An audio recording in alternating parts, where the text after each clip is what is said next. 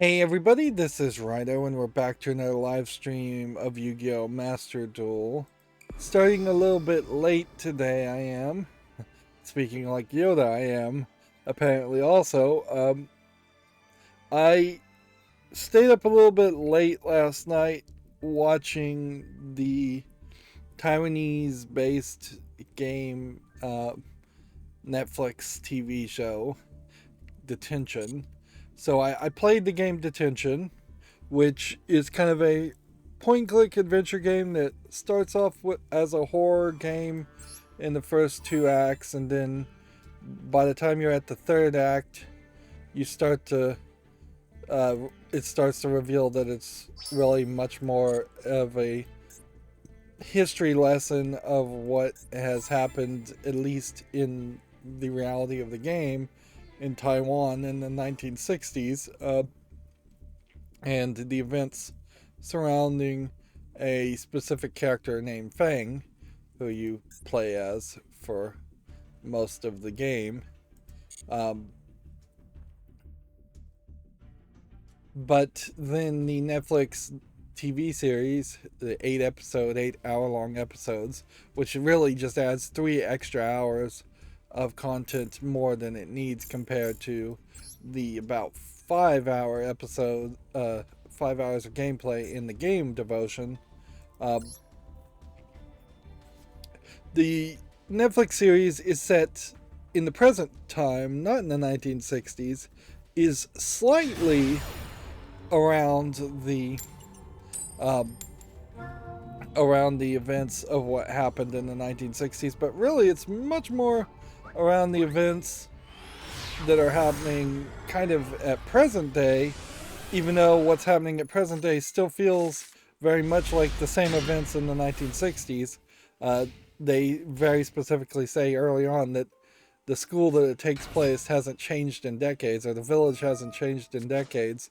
Now, maybe in Taiwan that is uh, relatable, but imagine as a Westerner if you went to a new city, a small town, and a new school, and it's hasn't changed in decades. Like there's still segregation or white only schools, or that there is the Red Scare would be a better comparison, because that's really what a significant part of the backstory and backdrop is that there is a Red Scare effectively happening in Taiwan in the 1960s in Devotion.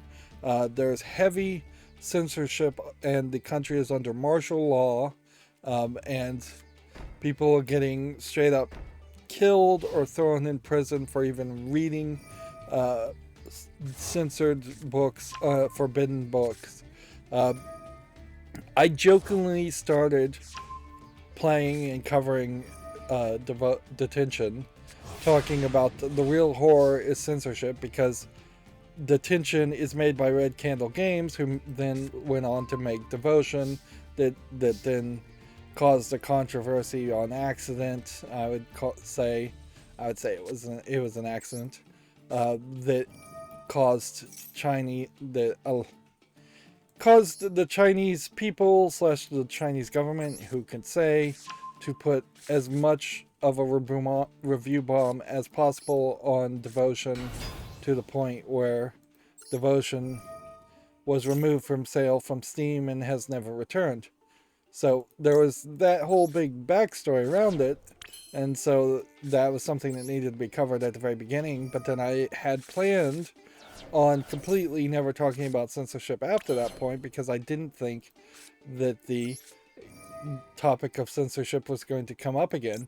But actually, in Detention, and perhaps this is just because censorship is such a big deal, both in Taiwan and in China, with different parties doing it, it seems to be kind of the natural instinct of Asian countries when led by bad leaders, and in my opinion, is to push for censorship, uh, and kind of ham-fistedly push for censorship. They're not doing even good jobs at it, because if you know something is being censored, then you've failed at the beginning.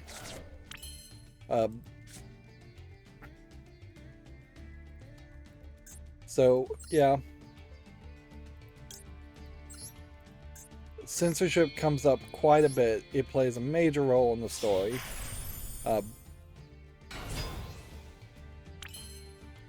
And I would say, for having now finished Devotion, since it wasn't that long of a point-and-click adventure, I wish it was voice acted, certainly, like most heavy text games. But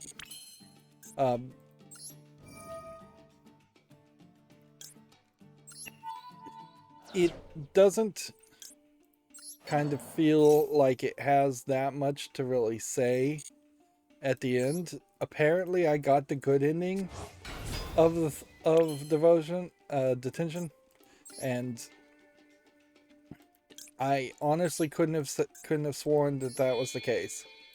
I may very well have unlocked all the requirements to get the good ending and simply walked into the wrong room and it gotten a mediocre ending instead.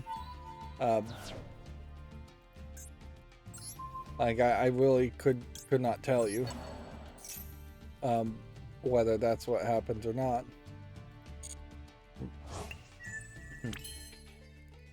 Suffice it to say, though, the story kind of just felt like it ended at the end, and it tries to wrap up things, but it doesn't really wrap up things in a particularly satisfactory way. The bad guys don't really get their comeuppance.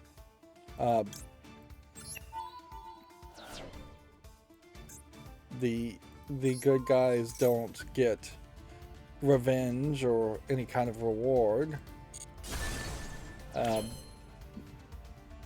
It just kind of ends, and perhaps that is similar to what would have really happened if this story really was true, which I imagine similar stories may have very well happened in Taiwan, but it's not a very satisfactory wrap-up to a Westerner sentimentality. And the real wrap-up to a game like Detention is going to be, unfortunately, if Taiwan ever does come under control of China, China is going to just censor the game out of existence, like they've censored and disallowed thousands upon thousands of other games just by not allowing them to exist without a license, and then only giving a very small amount of licenses. Inherently, the Chinese system as it stands doesn't even have to pick on Red Candle games and censor Detention specifically. They can just say all games need to talk about traditional Chinese values, and a game like Detention, which is talking about Taiwanese history and Taiwan being at war with China, is just not going to fall under that category of a traditional Chinese value. There is a narrative that I think gets pushed quite a bit from mainland China to say that every territory China claims to own has always been a part of China in the past, and that they've never been at real conflict with each other, and that it's always been this unified front, when that is very much far from the truth.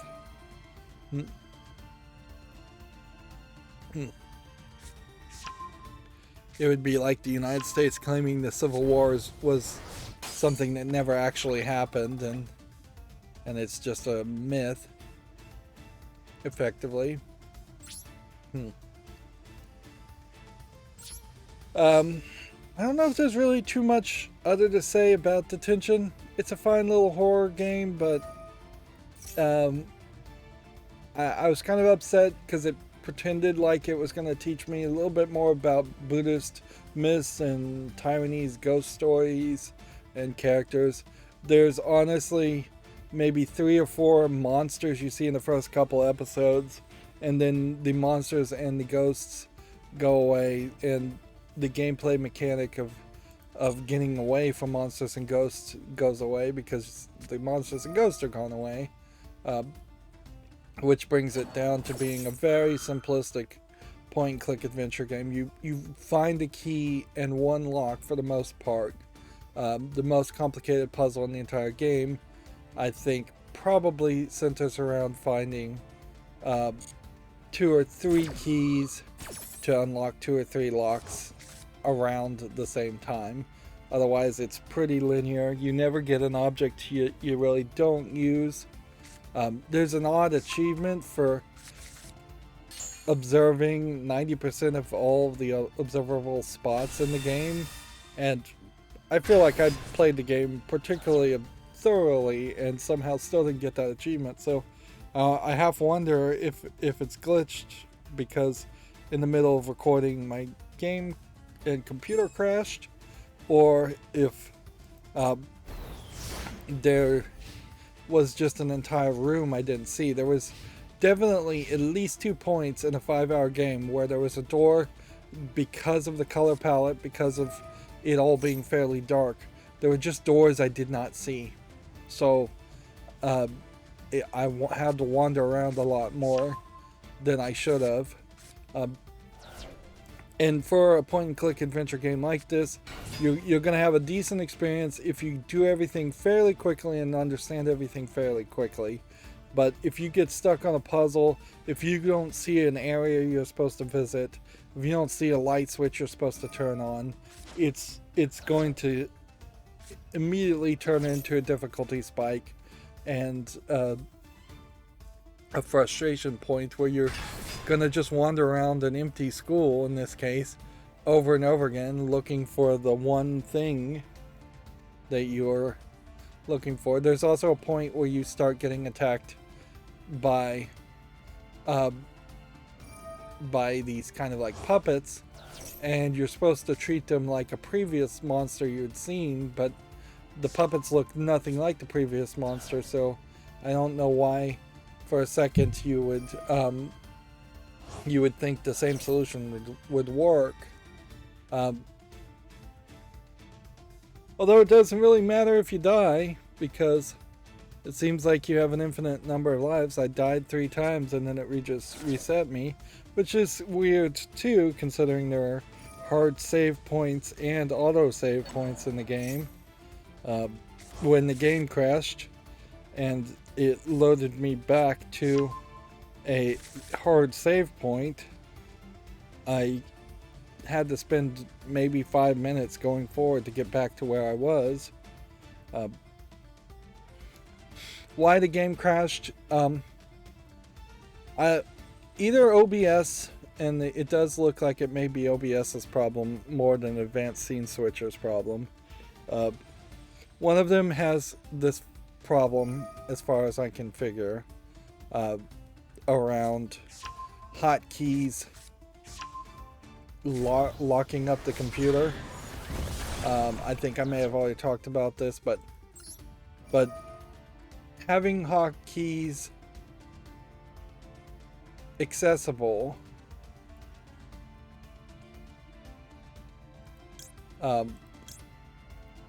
so that you can actually use them when OBS is not in focus seems to be causing trouble, at least on the newest versions.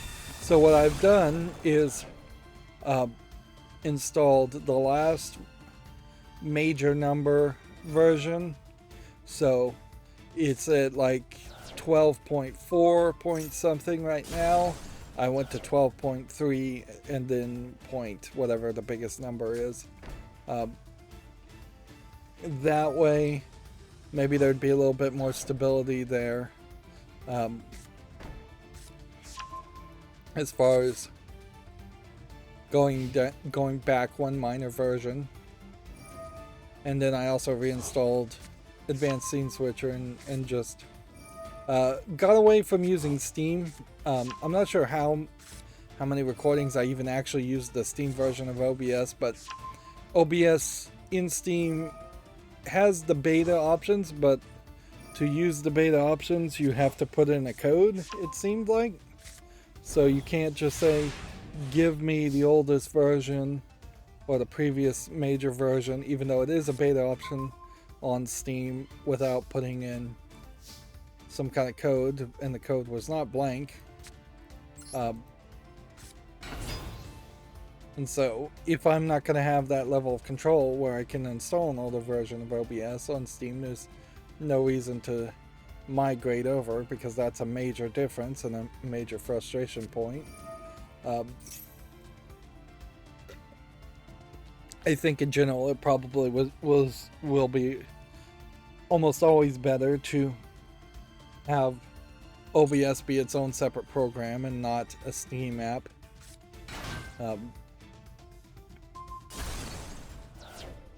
So hopefully everything works and everything is fine now, and we'll no longer have that mouse hitching up issue, or the screens blinking black. This was a really bad issue too. Like, it didn't just make the screen blink black this time.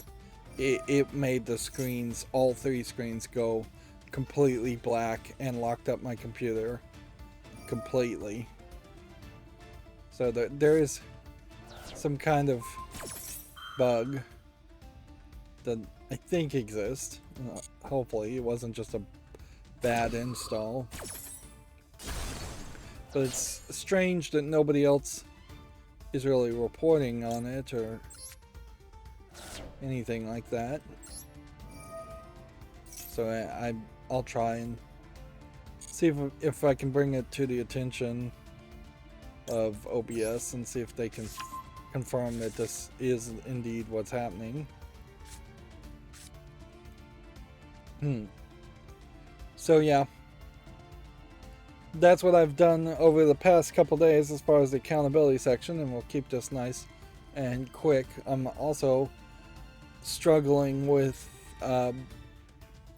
Chrome, and I need to just change the way my macro works completely, but I'm struggling with Chrome in such a way that it is constantly disallowing the open tabs in the background plugin I have extension, saying it violates Chrome Store policy, which maybe means there's spyware or something in it, who knows. But yeah, I'm not finding anything that also quite does what I need. I need something that would stay on the same page and open links in the background in a new tab when you're clicking on a link on specific websites, at least that are still internal links and not going to external links. So what I think I need to do is probably create a list of links. Just make an array of links, and then at the end of it, at the end of the entire macro, I need to just open all of those links as pages using an open command instead of using a click command, and just parse through the entire array. That may be the better way to do it. Yeah. And that probably was the right way to do it in the first place. I also, as far as wasting time, watched a very long YouTube video over the course of several sittings, because it was like 2.5 hours, very dry, around teaching kids, basically teaching new programmers around dynamic programming. And is it that I think of that meme of Principal Skinner, is it me that's wrong, or is it the kids that are wrong? No, it's the kids that are wrong. Everything I saw in there seemed to have some major problems as far as was it really educational? Was this the best way to educate or teach these concepts? was this the best way to program these example programs? Like, very odd to have an example code, for instance, that's trying to calculate, say, the 6th position of the Fibonacci sequence, and instead of just starting at 0 or starting at 1 of the Fibonacci sequence, they are starting at the 6th position and then recursively going backwards to the 5th position to write a algorithm for how you would calculate the 5th position, to write an algorithm how you would calculate the 4th position, to write an algorithm how you calculate the 3rd position, to write an algorithm how you calculate the 2nd, then 1st, then 0th position of the Fibonacci sequence. That's incredibly inefficient, and it seems either the way it's being taught is intentionally being dumb, or it is just dumb. Now, the right way to code that, unless there is an actual calculation where you can get a specific position of the Fibonacci sequence without starting at the beginning, which maybe there is some crazy math that you can do, where there is some kind of correlation to the position in the Fibonacci sequence as to where a base number would be, so you don't have to go all the way back to 1. But otherwise, the right answer to calculate the Fibonacci sequence is to do it from the bottom up, not from the top down. Start with 1 plus 0, start with 0, and then the first position is 1 plus 0 is 1, and then the next would be 1 plus 1 equals 2, next would be 1 plus 2 equals 3, and so on and so on.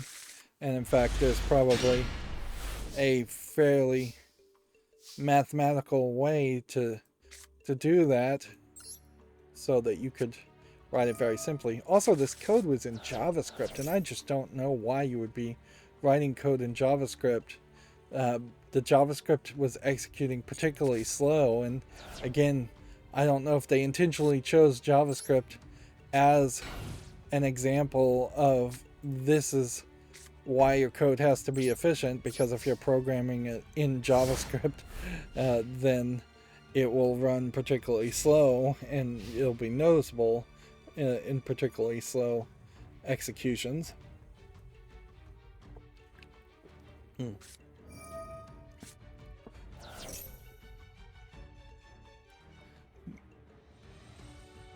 There are a few unique elements to the Fibonacci sequence that, if you understand those, you can possibly leverage those for a better algorithm. But yeah, I don't know if you can do too much with it. Like the Fibonacci sequence, after the first 3 positions, which are 0, 1, and 1, will never have the same number again. It will always be a bigger number, and it will always be a different number. So if you could figure out a way in which that could speed up your algorithm in any way, that would be great. Of course, the easiest way to calculate the Fibonacci sequence, I suppose, if you wanted the fastest algorithm ever, since it is a sequence that does not ever have to be calculated but once, and that's the problem with a lot of these examples, is that they're calling them dynamic programming, but the Fibonacci sequence is set in stone. So the easiest thing to do would be to have a hard-coded constant in your program at the top that is an array that includes all of the Fibonacci sequence. So you would just write a program to make a text file of what the constant would be. And if you're working at 32-bit depth, then you just have from position 0 to 65,535 that many positions ready to go. If anybody asks for a bigger number, then you start at position 525 and work your way up from there. But even if that was the case, at a 32-bit depth, going above that number would probably have a Stack Overflow error anyways, and so you should just return a error saying cannot calculate a number that big, because it's going to be impossible with accuracy to get numbers that way. You start having to have floating point numbers, and I don't think that would be in the spirit of what the quest is to go. So the right way to write that algorithm is make one program to calculate it out very slowly, put the results in a constant array, return the position of that array equal to the position you're asking about. It's just that simple. You don't have to calculate it in any other way.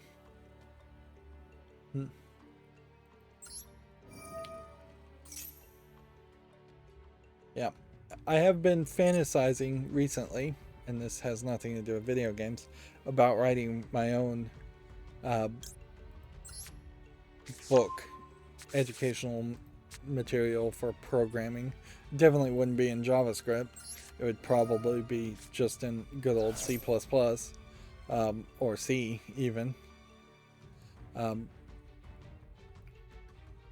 because C++ has stood the test of time, I think, fairly well.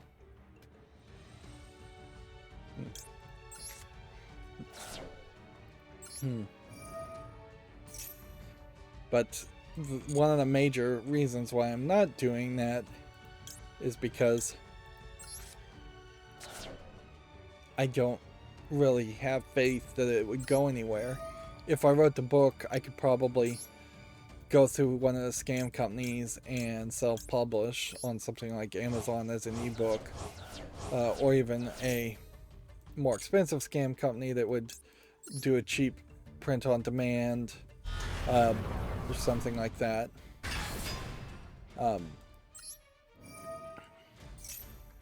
But for it to actually be taught in any kind of school or anything like that, it would have to have so much influence. I would have to be able to schmooze and convince the major publishers of school books, particularly school books in like Texas, to adopt that book and teach out of that book. That way it would end up in anybody's hands. Like, but maybe that doesn't really matter. Maybe I just, as a side project, would want to write it and put it out there. I'm also no good at the art, so, or any kind of art or visuals, and so I'd probably have to end up paying somebody to draw art for any illustrations and consider page layout and things like that. But yeah, it is something I'm certainly fantasizing about, but I don't really have time for it, and it really wouldn't go anywhere. Although, if anything, I may just be the king of doing things that go nowhere.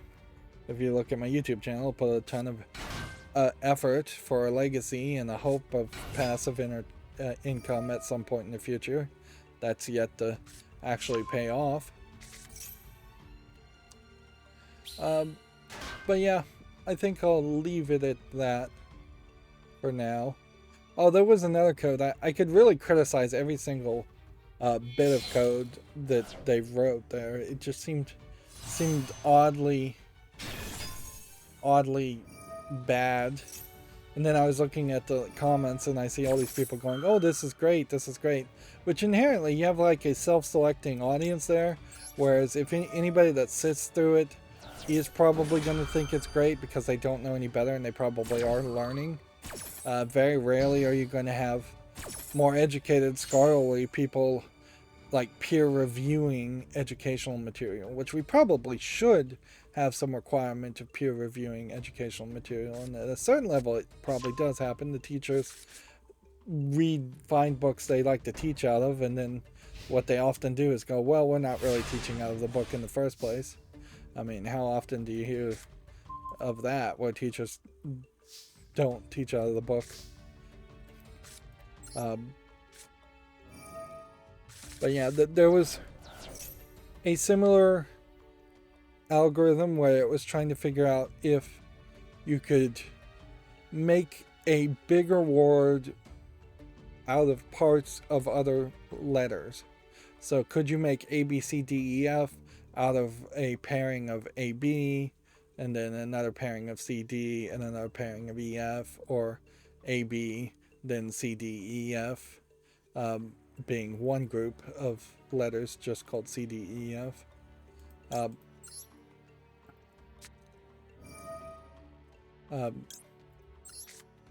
And there's a fairly obvious check, since most of what the code that he was writing was about how can we make this have some early exits, so sometimes it finishes early and sometimes it has to go through the full process, which is going to be slower, and it's valid to do that in your code. Nobody is asking for code that is lacking intelligence and not Turing complete. But yeah, in the old days, if you had a non-Turing complete computer, then yes, you would have to write code that would work in every single scenario and probably have to process everything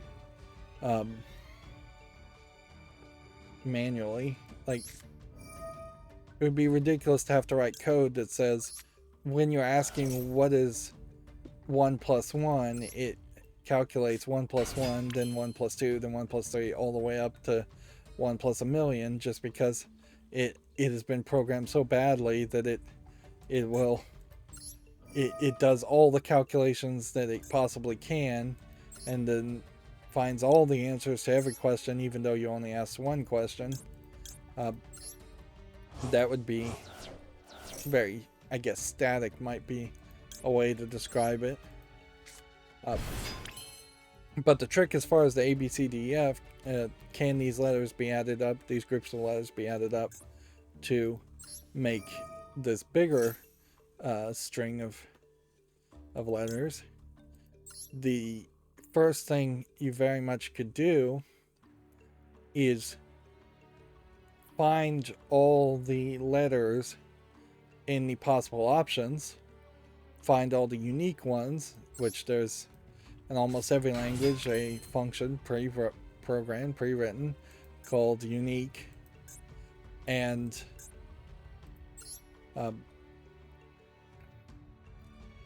like find all the unique letters, sort them, and then sort the end result and find all the unique letters in the end result and sort them, and then compare the two lists.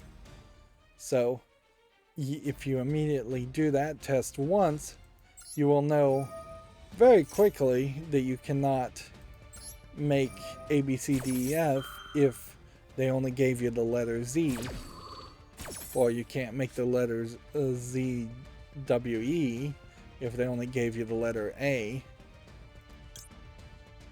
And so there's another early exit option that they didn't touch upon.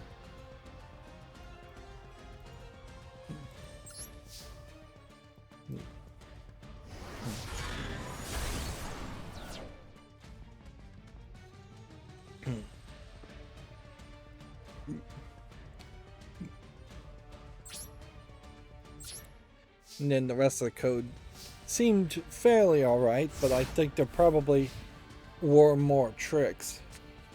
A lot of it had to do, the video that I was watching, and I don't know why I'm rambling about it, really, since I'm sure nobody cares. A lot of it had to do with calculating big O notation as far as time and space, which is a way of trying to calculate how efficient your algorithm slash code is. Really trying to calculate it, though, is kind of dumb and oversimplified. When you start to look at real programs and how many different variables and how many different calculations are going on, like it gets really hard really fast to figure out what is the biggest array that is taking the most amount of memory, that would and how would you calculate that to be the most amount of memory space you're using, because that's what you're looking for, is the biggest known. And then it gets even more difficult to figure out what is the number of executions and processes that are going to happen in the worst case scenario to calculate the biggest amount of time something might take. Pretty much with any program, depending on what input you could give it, there's probably a scenario where it would be, if not infinite, exponentially infinite. It is much more important, in my opinion, to have a general concept and a general impulse and feel of whether your code is efficient in the amount of memory it's using and the amount of time it's using. And in most cases, the amount of memory it's using you don't really care about.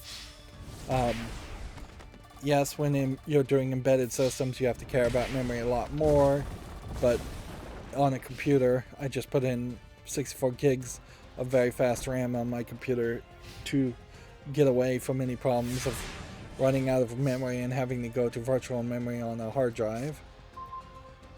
And most programs are not going to be anywhere on the scale of actually creating a problem with memory usage.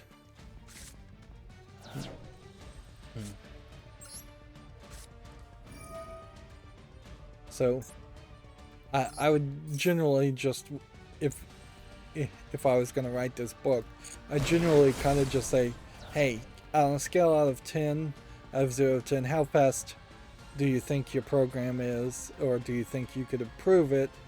It really is more of a, can you accurately and honestly evaluate your own code before anybody else evaluates your own code? Do you think this code could be done with less RAM, but probably slower, or do you think it could be done faster with more RAM? That's something that not 500 million humans, although 500 million humans kind of had that also, but Human Resource Machine, that game focuses on that concept very much, and in writing, although they kind of focus more on the least number of steps, which would be speed, and then the least amount of code and commands, which is not space really, it's more just a readability thing. Can you make the code as small as possible so that it has the least amount of potential errors in it in the future, which there is value in that too. So yeah, speed and memory usage and readability probably should be 3 pillars of a pyramid in coding. But again, actually calculating those numbers, not important as much as how do you have the general feel for what that should be. Because it's the general feel that is going to affect whether or not you really care. to improve it or not when you're coding. Alright, well, we have kind of a lot to talk about, so I really don't have time for all of this. Let's see. We have a Bloomberg article here. I think this is from Jason Schreier. Yep, again. It says Pokemon Go's creator Niantic cancels 4 projects and cuts 8% of its staff. I also have heard that people are not cutting about 85 to 90 jobs. Yep, I've heard they're not really doing the greatest of jobs either, really, with even Pokemon Go. Which, yeah, I imagine people are falling off of playing Pokemon Go. A lot of people, I'm sure, weren't doing that much during the pandemic. So, yeah. Plus, it's not like Pokemon Go has come out with any big improvements or updates or expanded on that concept at all. It really does seem like it's just the same old, same old. Which definitely now would be the time to say, hey, we're gonna drop the Pokemon Go part of our name and just release something called Pokemon Stay, where you can just play it inside your house and you don't have to go to specific parks and locations to find Pokemon. They will just randomly spawn in your general area, in your house where you're sitting. Maybe there's too many Pokemon in Pokemon Go for that to really work, and so maybe there's some other elements you have to work around that. Who knows?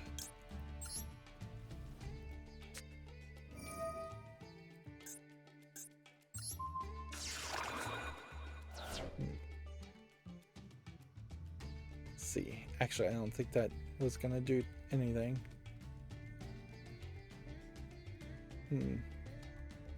Well, maybe that will. Maybe it won't. Yeah, that still worked. Interesting. This is interesting that this is a 0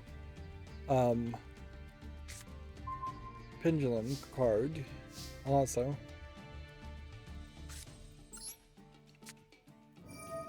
Alright. My hope here is that this works.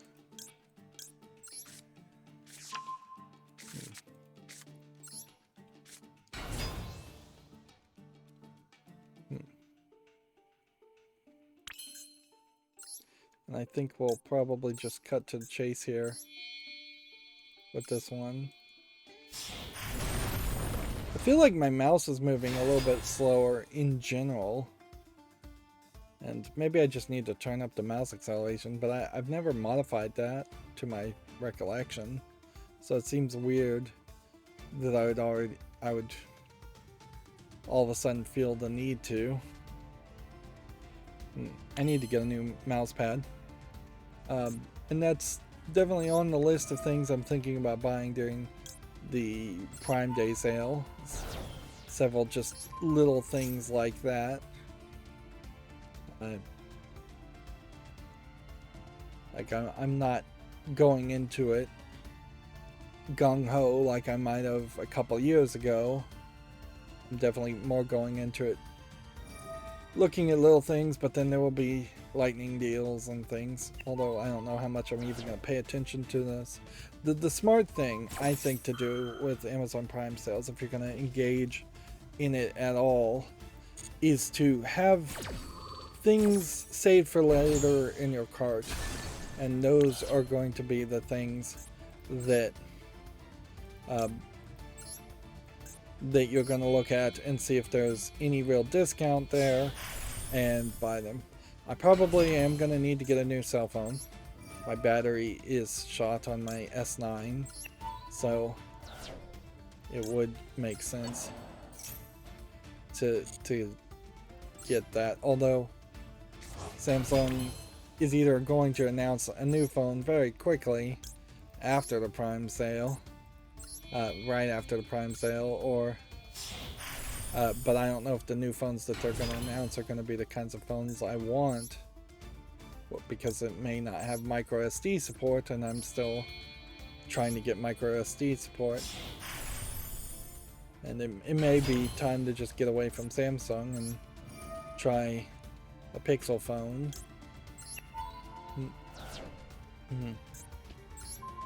It's not like there's really any other competition, unfortunately. So it also might make a lot of sense for me to just buy a deeply discounted, like S22 Founders Edition phone, which is a couple years old. But we really are at a point where a phone that's a couple years old is going to be fairly fine for a while, because nothing's really improving that much.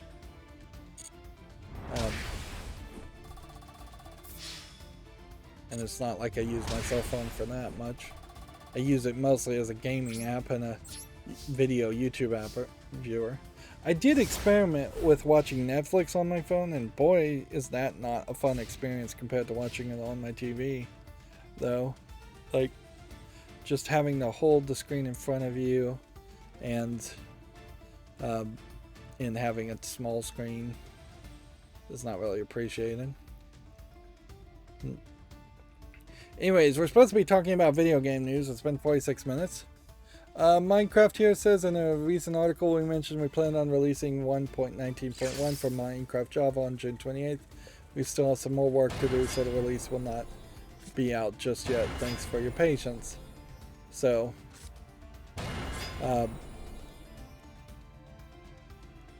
yeah, they're falling behind.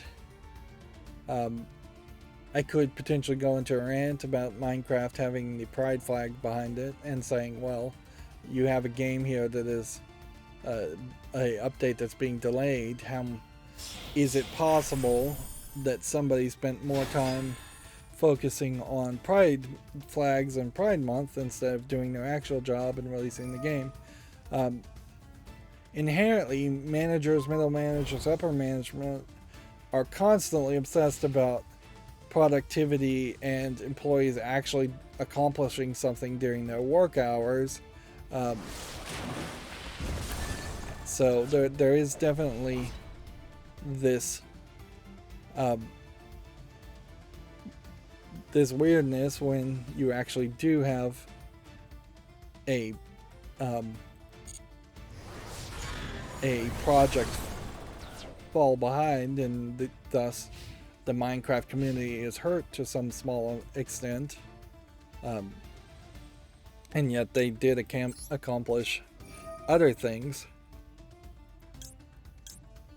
Like, it is in the nature of management to be kind of jerks, but they kind of need to be jerks too. If I was running a restaurant, for instance, and I saw that my waiters and wait staff were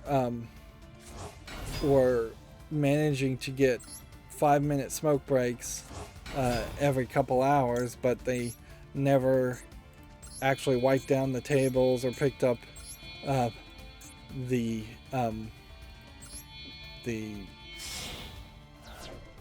trash on tables, or never picked up orders or anything like that, then that would be something that would be fairly obvious to me as, oh, they've prioritized their smoke breaks, or they've prioritized doing this thing that does not help the customer over helping the customer, and I, as the boss, have effectively allowed that to happen and need to stop allowing that to happen. Ideally, in my opinion, the best boss would be one that would say, I want you to work pretty much non-stop as fast as possible, get all the work done, and go home. I'm going to pay you on salary, so you don't have to worry about sitting around and waiting on people. You can't really do that with humans. Unfortunately, they need mental break times, certainly, and they're legally required to be given breaks also, but there definitely is a point to the idea of not having people stand around and do nothing for significant amounts of time. I think movie theaters might be one of those examples of a place where there's a lot of downtime and a lot of kind of nothing happening.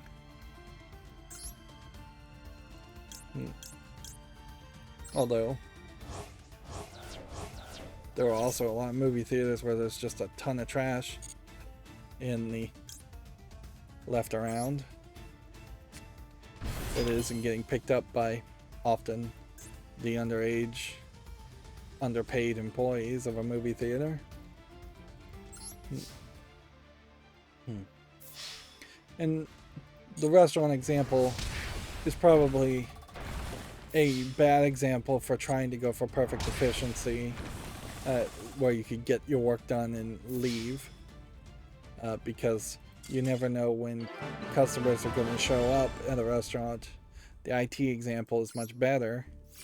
If you're told to program, if you're on a salary or commission to program a program and it takes an hour and you're working remotely, you can spend that hour and then spend the rest of your time doing nothing, doing whatever you want.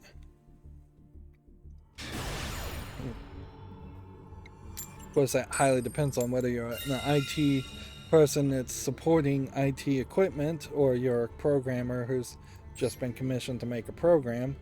Because if you're supporting equipment, then you probably do have to be available to be contacted on the phone and constantly updating things or supporting things.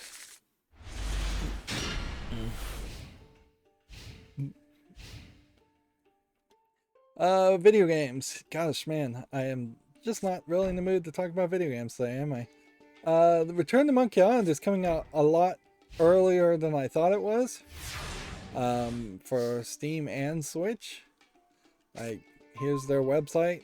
You can see it's got this point and click feel to it with a cursor. It doesn't seem like there's anything you can do. It seems like I'm just dragging the background image here with the cursor. Oh, I guess I'm supposed to click on one of these.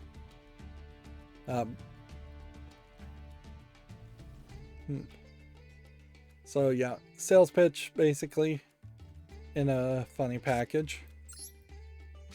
It's a little surprising that they didn't announce this earlier. I don't know if that helped or hurted in the long run. Because I feel like there is a scenario certainly here where if they had announced Return to the Monkey Island 2 years ago at an E3, or even this year at E3, I don't think it quite was announced then, it might have given a little bit more time.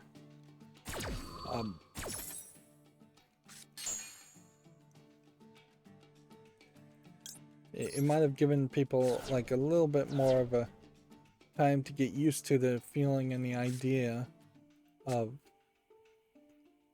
a new Monkey Island game coming out and the new visuals that are being depicted.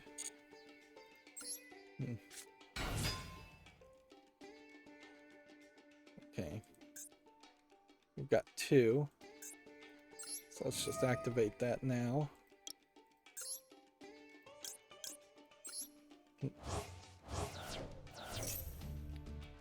I still very much hope that this Return to Monkey Island is a good game, although it is hard to really know if any of the Monkey Island games have ever been like that good, because you inevitably have you have like this feeling that at most one or two of the Monkey Island games are good, and then the 3 or 4 other Monkey Island games are just increasingly worse. And I just don't know if there is a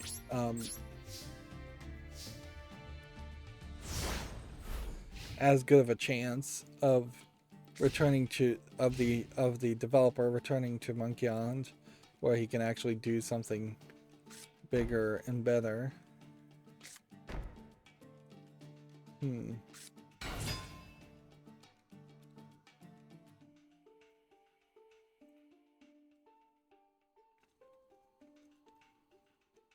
So the ESA puts out its little lobbying pieces of propaganda, and they've put out a video game impact map, as it were.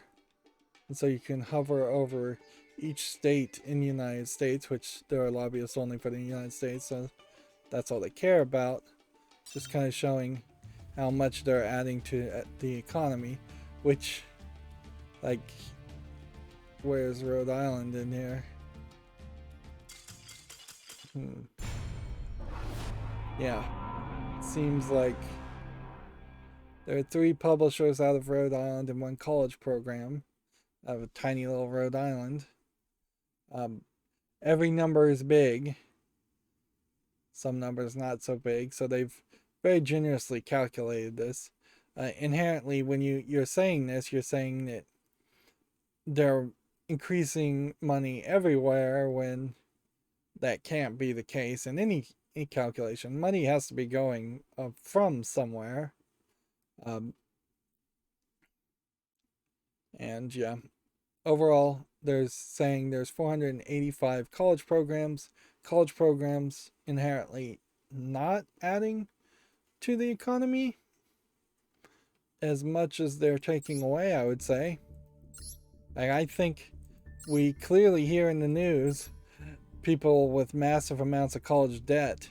So the economy being a nebulous thing, sure, I'm sure the colleges are getting income, and then they're spending that income or investing that income, but the average Joe citizen is not being benefited by that. The people who vote for politicians are probably not benefiting from college programs. Yes, we need college programs to educate. Arguably, we don't need video game specific college programs, but I guess it's nice to have a couple of them. It makes a lot more sense when they're talking about publishers and developers and hardware companies, because at least those are people that are at some level hiring and employing your average citizen. Like, it's really important to always recognize when people are talking about the economy that they're talking about something that affects and helps rich people at a much higher scale than it does poor people. And there is just a class divide there. The average person's pocketbook does not get bigger with every new college program or every new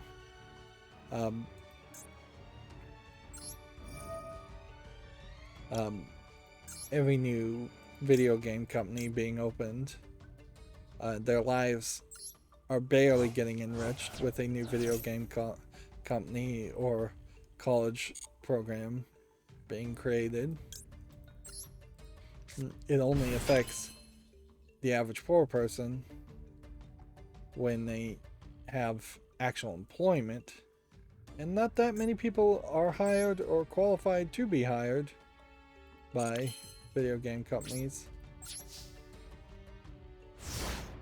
But suffice it to say, this looks like decent data, perhaps presented in a somewhat bad way, but then again, I do have ad filters on at the moment. If we were to click on a specific state, it seems not to do much. The ESA is a lobby group. Obviously, they're going to put out propaganda as much as possible. Oh yeah, I have plugins. So when you filter by a specific state, you can now select by specific congressional districts. So clearly, as this is set up, this is designed so that politicians themselves can say, how much are you benefiting my congressional district, my region, my voters? And they can either see that as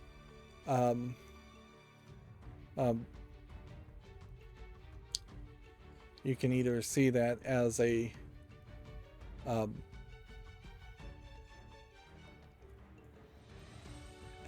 point to argue that there should be more video game businesses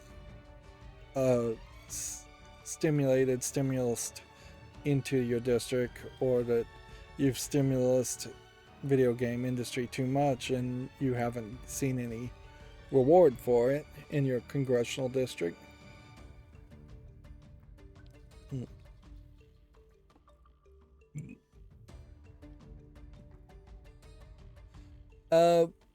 This was advertised to me. YouTube's showing me ads, so I need to update my Twitter's showing me ads, so I need to update my ad blocker. But this was advertised to me, and it looks slightly interesting. I guess people are talking about this.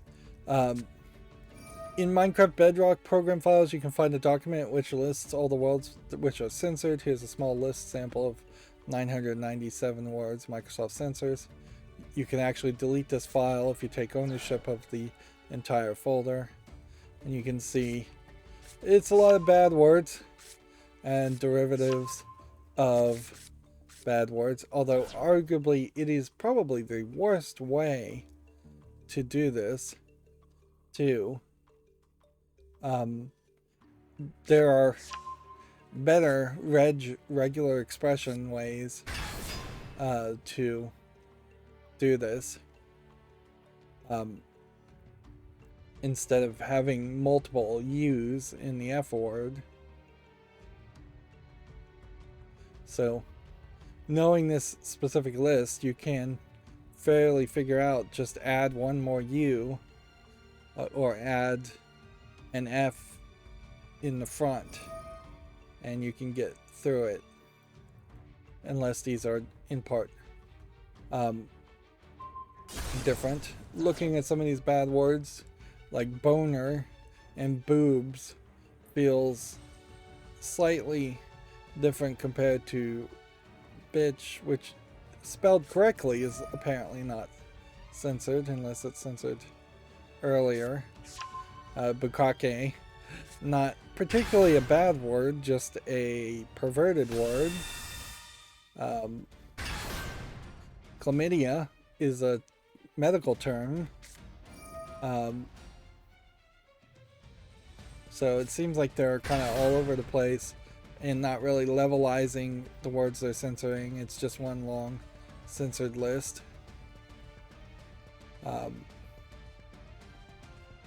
Yeah, there's a better way to censor words instead of having a long list like that, and there's better ways to deal with that.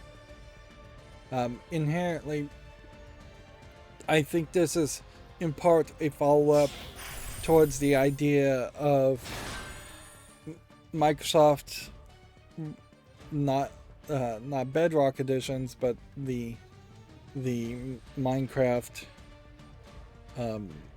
non-Java edition, which I guess that is Bedrock, isn't it?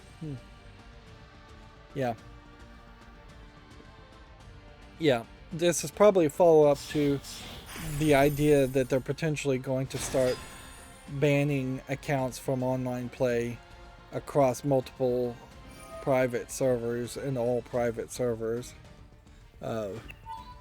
which very possibly is going to turn into a nightmare very quickly. And I think Microsoft should rethink that. Mojang should rethink that, but I wouldn't be surprised if they do it. We have a Variety article here. We don't get too many of those around video games. Apparently the Fallout Amazon series, or I guess Amazon Prime Video series, has cast Kyle MacLachlan, Zelia Mendes Jones, and Aaron Moten, which I guess that's their names in this order. May have seen this guy. May have seen this guy. May have seen this girl, but I don't really recognize any of them. The question certainly is, though, what would a Fallout TV series be? Yeah, that's the real question. Certainly to ask here. We're at the end of the month, so I'd really like to get up to Platinum, but with the festival taking so incredibly long and taking up so much time, wouldn't be surprised if we don't get to Platinum. Yeah, I just feel like the Fallout series could just be a Walking Dead series in a lot of ways. It could be so incredibly focused on the characters with just the general background concept of being set in the nuclear punk world of Fallout. Still doesn't feel like that game Grime has come back to Steam.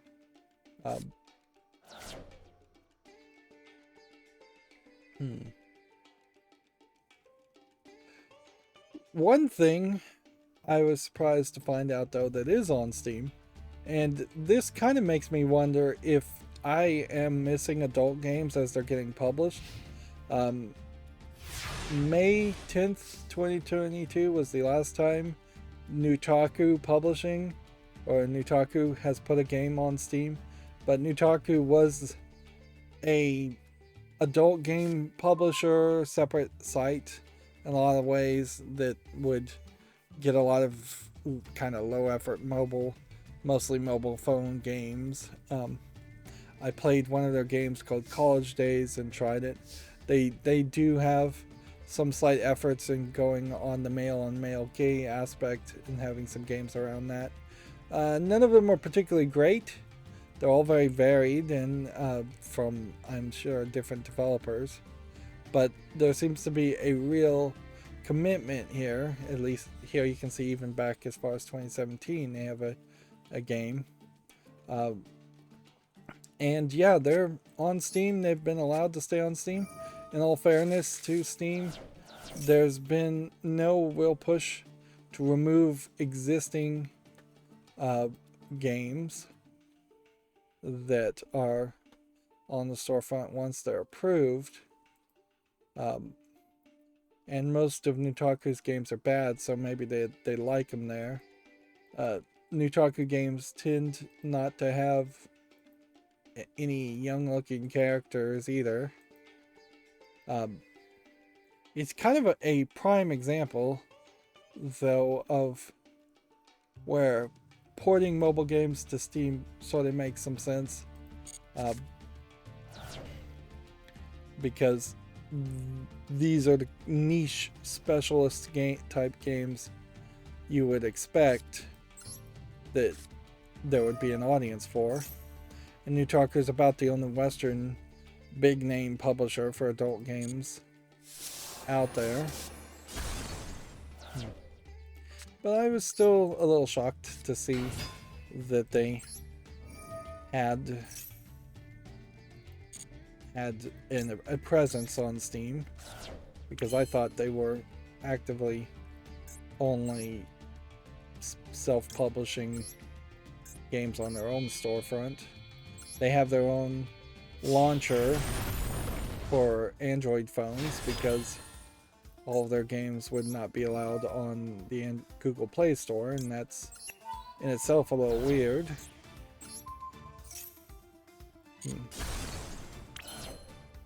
Like it would make a little bit more sense if they were allowed on an adult part of the Google Play Store, but no such thing exists.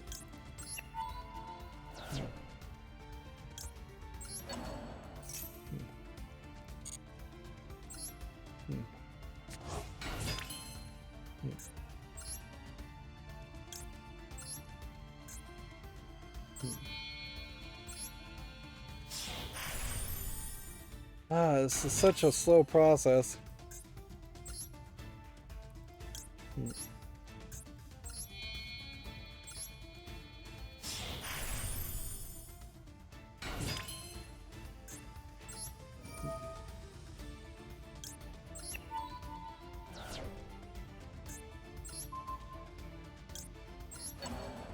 This is the best case scenario for this. I mean, well, you could do slightly better than this if you had 2 of those.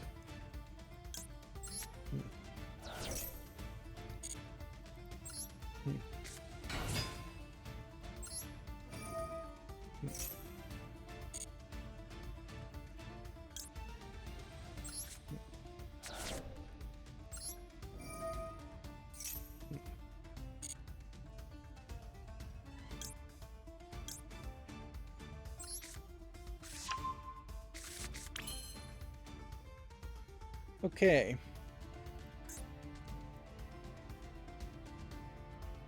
Let's attack.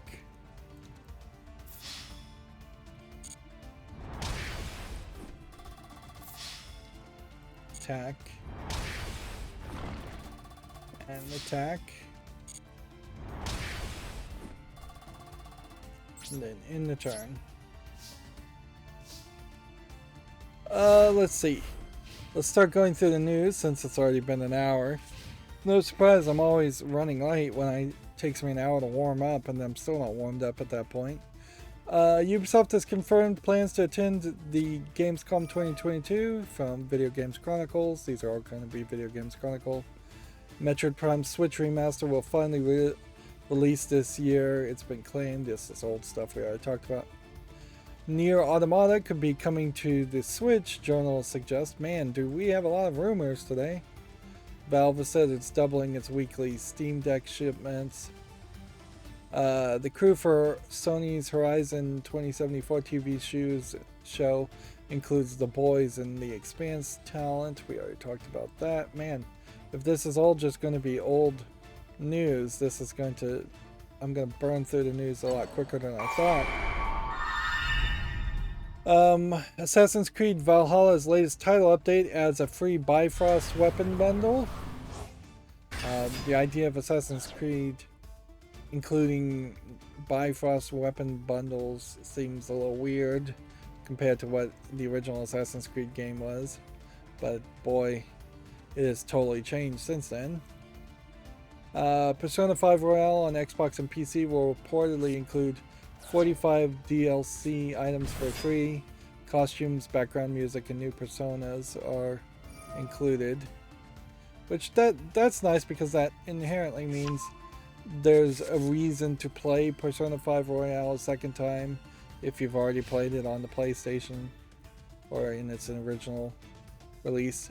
It's getting down to the point where I question whether there ever was a Persona 5 that didn't have the Royale subtitle. I think there was, but it's getting fuzzy in my mind as to whether there was. Monster Hunter is being used to promote road safety in Japan. Osaka's traffic safety awareness campaign will include designs from the Monster Hunter Rise Sunbreak, which that's not incredibly odd to see some mascot or character used as part of some government agency. There was a minor story where some kind of like pro-Chinese or allegedly pro-Chinese pro-China politician in Japan had hired somebody in a Pikachu costume to follow her around, and that raised some stir. And then there was also the story of the copyright infringing Mario Kart thing. I don't know what you call it. Mario Kart go-karting event that was happening in Tokyo, and Nintendo sued them around that because they had no affiliation with Nintendo at all. And I'm not sure they've actually even successfully sued them out of oblivion, even following strict Japanese copyright laws.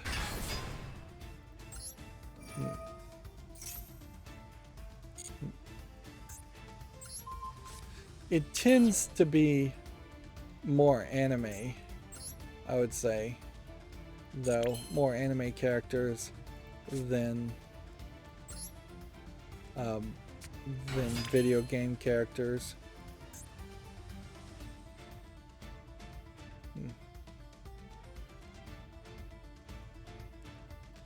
I didn't know this had an effect.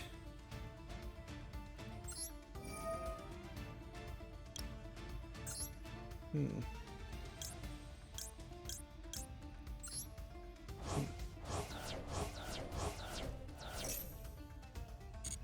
had this card this whole time, and I've never known it had an effect. Interesting.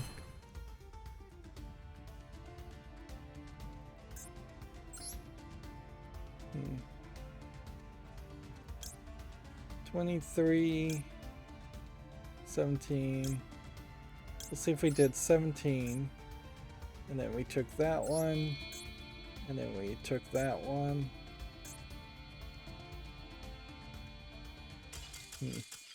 I'm just waiting for him to concede, or for the connection to fail. I'm not having any drop frames or anything.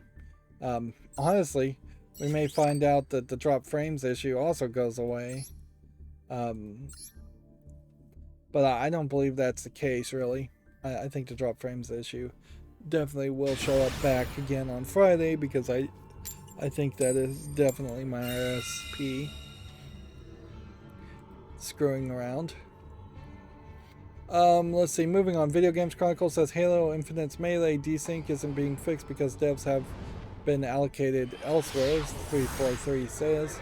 As players complain some hits don't register. 343 says devs who would have fixed it were working on other things, which that is a bad response, certainly, to say. Apparently, IO Interactive wanted Hitman Agent 47 to be the Coca-Cola of stealth games. Agent 47's bald head was the first element of the character to be designed, which, in all fairness, as far as stealth games, Hitman is up there on the memorable ones, but you are going against like the Metal Gear series, which I think Snake is probably more iconic than the bald head of Agent 47 and has more of a backstory and more of a character development. And then you have like some of those ninja games that are fairly iconic also. Wanting to be the generic version of something is a weird desire in the first place, as far as video games are concerned. Like, Coca-Cola is successful, but nobody's excited about Coca-Cola, and nobody's really excited when there is a new Coca-Cola product that comes out. There was that whole Coca-Cola Stardust limited edition release recently, and yeah, nobody was liking the flavor of that or super excited around that. It paints you into a weird position. Certainly you can't then become the new Coke, and you can't make changes if you wanted to make changes if you become the Coca-Cola of stealth games.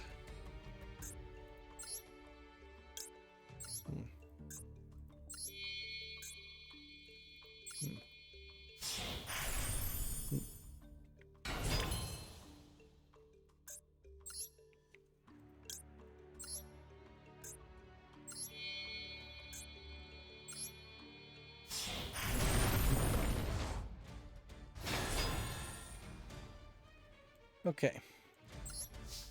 I can't do anything further. It's just attack. And in the turn.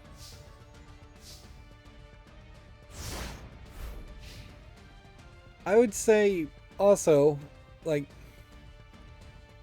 I'm not sure if IO Interactive that created the character of Agent 47 in the old days is quite the same IO Interactive that or quite the same people and company that are in charge of Hitman now.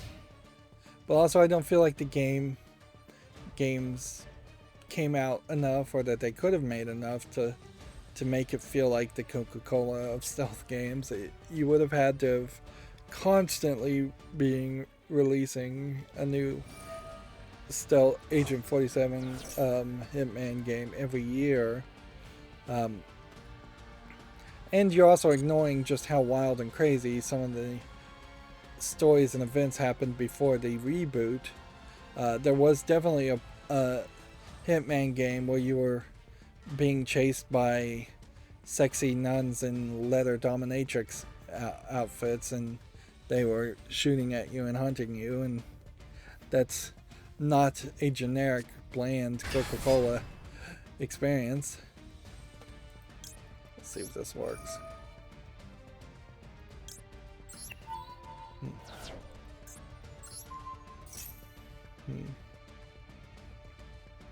It'll be funny if this does work, and it will be crazy if it doesn't. I don't know if there's any more to this story. It seems like, if anything, there may have just been a knee-jerk reaction as far as video game journalists to have a lot of interviews and a lot of fluff articles after the E3 period in time happened, because we definitely are getting a lot of articles around rumors, a lot of articles around interviews where something is said and yeah, it might be slightly informative bit of information, but it's not really relevant to the events of today, or not something that anybody really would care too much about.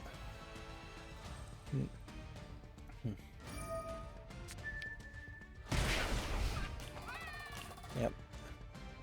So it didn't destroy that, but it also didn't really hurt me that much. Plus it's set up for at least 3 things that could be summoned. Let's see. Video Games Chronicle says Persona 3, 4, and 5 have been announced for the Nintendo Switch. Nintendo apparently is also trying to trademark NSW, which has been used for shorthand for a Nintendo Switch. I heavily suspect that will not work. NSW is too short of a term or a random combination of letters, I think, to deserve a trademark. They could potentially trademark a very stylized specific font that says NSW, but just a general NSW used in all cases in video games, I think won't work, because when you get from the category of video games and start looking at like computer chips, there's almost certainly a ton of computer chips that have NSW in the model numbers and names, and it would be really, really ridiculous if they allowed that to happen. But the trademark office is somewhat different, so they may actually let it happen. Who knows? You really don't know anything about anything ever as far as the U.S. government. Anything could happen, or anything can happen in the world that doesn't even have to do with the U.S. government. It's just like, I definitely feel like I have grown up from the time I was born to now, where I was living in a world that seemed like there was at least some limitation as far as possibilities of what can happen, to a world now where everything is possible. And while that sounds like a great thing, like even as a kid, I'm sure there were times where people would have said everything is possible and they would have thought, oh, that's a great thing. Now, in retrospect, the phrase everything is possible really highlights that when you say everything is possible, there's going to be a much higher number of awful things that are going to be possible versus good things that are going to be possible.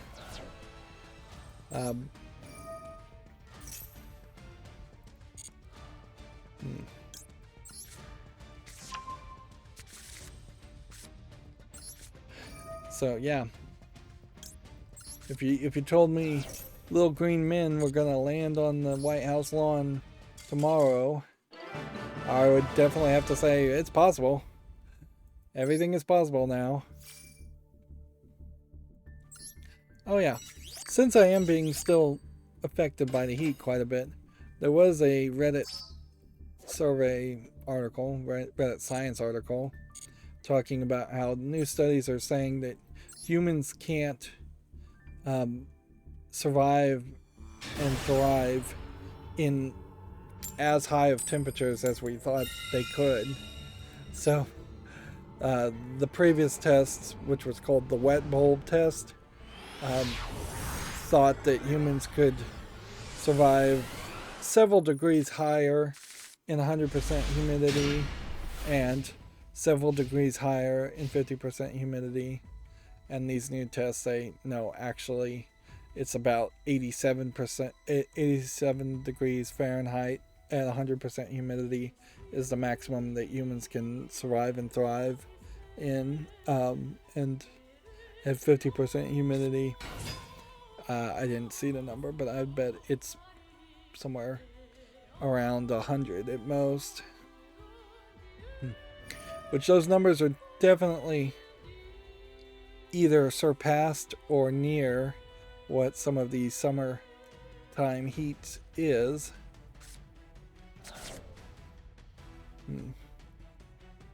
Of course, that has nothing to do with video games. The Portal games are coming to Switch today, according to Video Games Chronicles. Which, yay, I guess that's nice and all.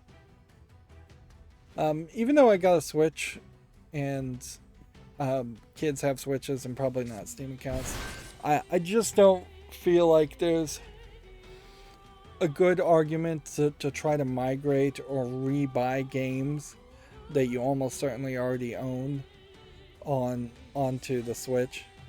Like, even though I do love the Portal games, in fact, they're probably some of my favorite games ever, if not my favorite games ever, I don't feel like I would hand a kid the Portal Companion Collection on the Switch if I could in any way instead hand them a low-end gaming PC and family share on my Steam account where I already own the Portal games.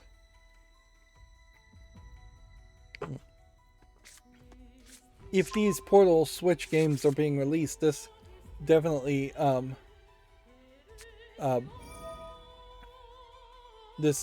would be one of the however many games that Gabe Newell said Valve was working on. So they said it was like 4 or 6 games that they were working on, I think, and so one of those has been eliminated as just a Switch port of Portal. I wouldn't be surprised if more of them are just Switch ports, and we see most, if not all, of the Valve games ported to Switch, and that leaves maybe 1 or 2 actual new games that Valve is actually working on. Nier Automata is also officially coming to the Switch. It will be released in October and include Switch exclusive costumes, which, I guess that would be interesting to figure out what the Switch exclusive costumes would be. Are they going to stand out and just be like putting her in a Princess Peach outfit, to be in a Princess Peach outfit or a Mario outfit? Or are you going to have this like weird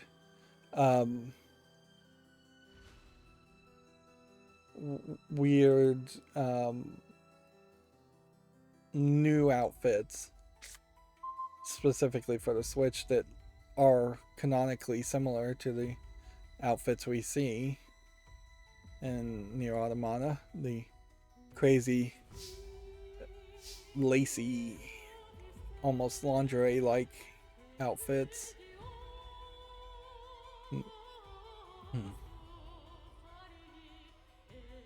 Yeah. It'll be interesting to see what those outfits really look like. These might be the outfits they're showing right now. I don't think I've ever seen these white outfits before, but no, that's the End of Yorha edition. That's not the Nintendo Switch edition.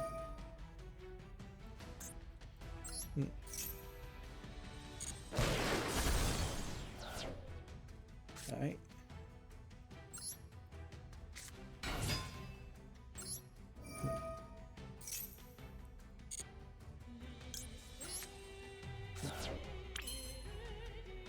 Okay.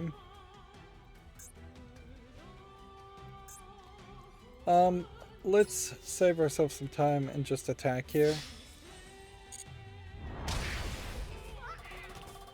And then let's do all of this.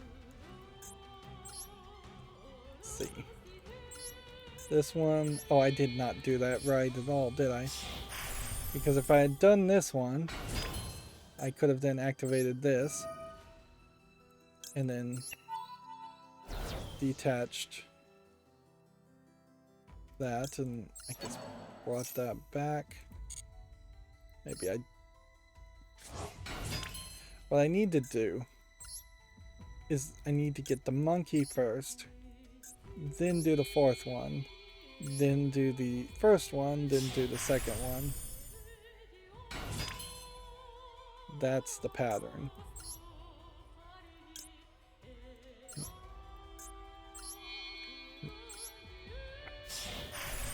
And I needed to have done all of this before the effect so that I could have done more damage. Even if it would have only been 400 more damage.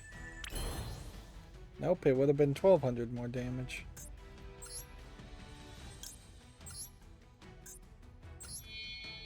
So, obviously I'm not as smart as I should be as far as playing these cards. And that is hurting my chances of a success. I could have done 2800 damage instead of just 16. Moving on with the news, Mega Man Battle Legacy Collection is coming to the Switch, PC, PS4, and PC. It's a compilation that consists of 10 GBA games over 2 volumes. Questionable as to how many of these you really want to play.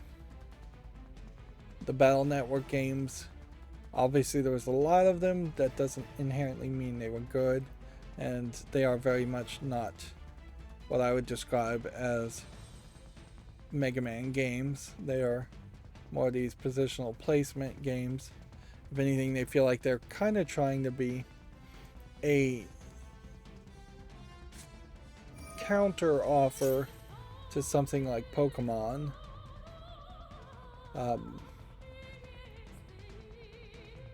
But I don't think they in any way actually competed with Pokemon. Let's see.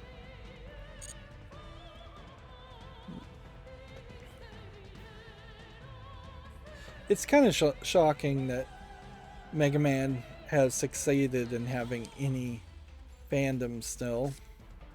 Like, the original Mega Man games worked definitely in the old days because there wasn't a lot of competition and they offered a good challenge, so good value for money back in the day when value for money meant extra challenge and extra time.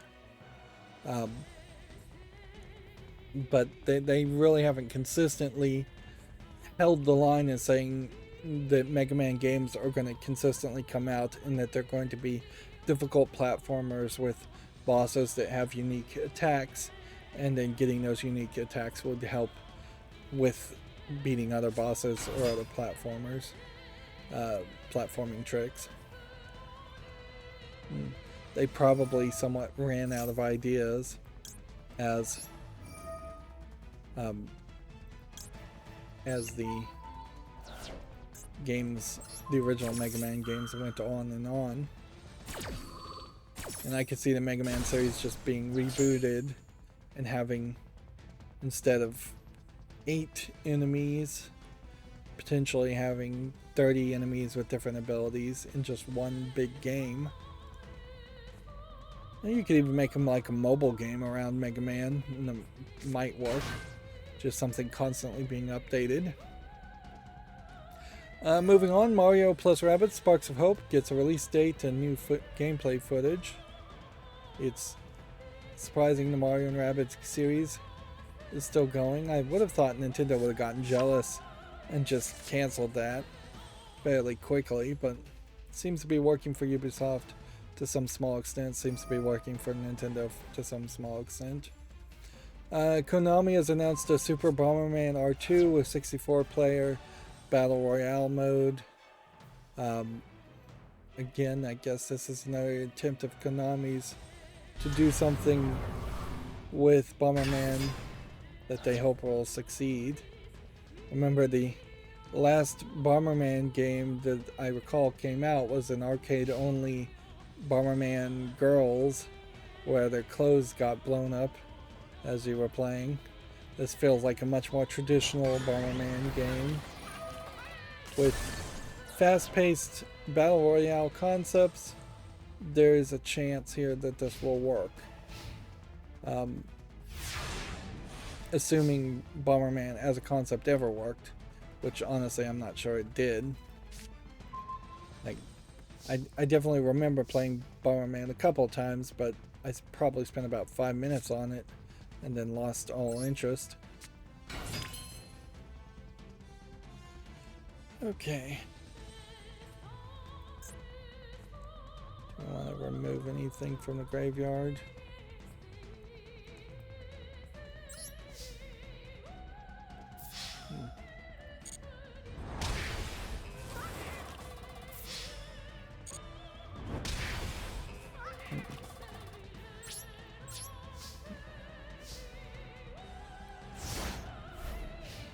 Let's see. Video Games Chronicle says the PlayStation 1 title Pac-Man World is getting a remake. Which, okay. That probably makes more sense than just trying to port it and re-release it. We are definitely scraping the bottom of the barrel as far as Pac-Man World. There you can see a Mama Pac-Man or Miss Pac-Man, I'm not sure, being kidnapped. But here you can see this is very much not what you expect from Pac-Man. It's a 2.5D platformer, and it is got several other gameplay mechanics. Apparently there's kart racing and boss fighting and a shoot 'em up section. It seems like it's potentially all over the place, which, fair enough. Like, because Pac-Man is just a old school arcade game, it makes a lot of sense to evolve that to a different level, and not just have Pac-Man playing exclusively in Pac-Man games. If Mario from if Mario from Mario Brothers or Mario from Donkey Kong, Jumpman from Donkey Kong, had exclusively only been in arcade games like Donkey Kong 1, then Mario would not be popular. No, they had to take Mario and put him in the Super Mario Brothers, which added that super precedent even before the Super NES came out, and put him in a different fantasy world and a different type of gameplay environment with different enemies and different characters. And they continuously evolved that. If anything, I think Pac-Man is way behind the curve on that. There should have been all kinds of Pac-Man type characters. Now, Mario is a human, so it's easier to relate to than Pac-Man, but Sonic is a hedgehog, so, and people didn't have any real problem relating to that.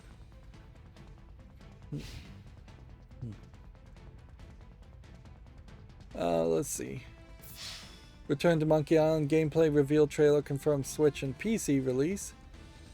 So, here's the gameplay trailer, which seems like they're showing little bits of it. It is a new adventure. It's not just a remake. They need to make sure people really recognize that, even though because a lot of this does very much look like the original games, and that's fine for nostalgia's sake, but I definitely am hoping that this is a new adventure, or just doing a lot of callbacks to the original two games, and not just rehashing the events of the first two games, because we already had remakes. We've already had decent remakes of the first two games, and there is going to be some audience out there, whether Ron Gilbert likes it or not, that are still going to want slight remakes of the existing games, and so he's going to have to fight against that concept quite a bit and prove that his Return to Monkey Island is better than 4 or 5 other Monkey Island games. So competition will be steep.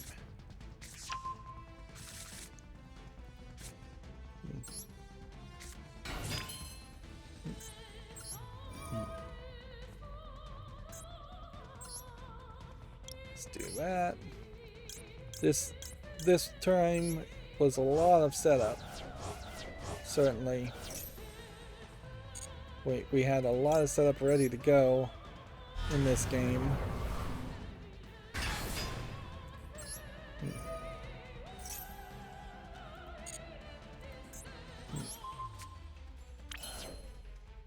Okay.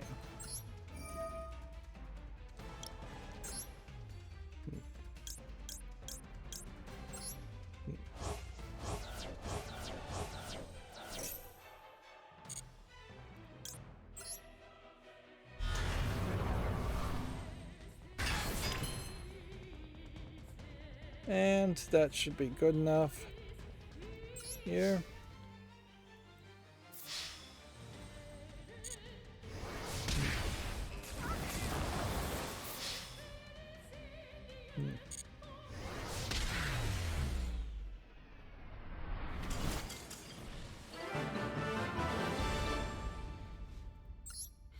It is weird that we're still having networking issues, though.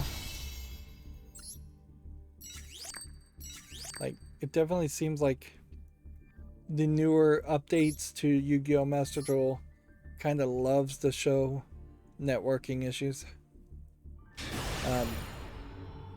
Generally, though, I have also noticed on my network that there have been Netflix streams and things like that that are just having some frame pacing issues, where some packets are just not making it through or lagging other packets. It doesn't feel as smooth as it should be, and I think a lot of it is just back-end stuff that I have no control over. Like, I did disable quality of service because I've never seen quality of service really help as much as it hurts. Alright.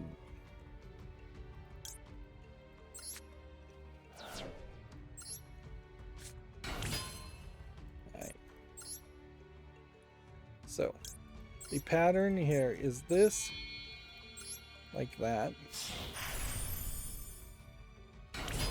That guy can't do anything. And then this, like that.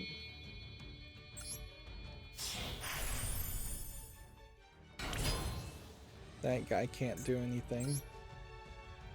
Then this, like that. This guy can't do anything either in this case, but that is the pattern to do and the follow regardless.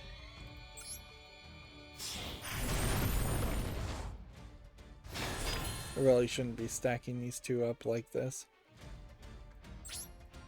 And that's the best I can do. Start with. Let's see. Video Games Chronicles has an article here. Sonic Frontiers new trailer shows off the Switch version and linear levels. Which, okay. I suppose since I am now done with Detention as a horror game for October, horror month, I need to play Inside as the next thing. But I might spend tomorrow trying to reprogram my macro and seeing if I can very quickly adjust and fix it so that I no longer need as many extensions.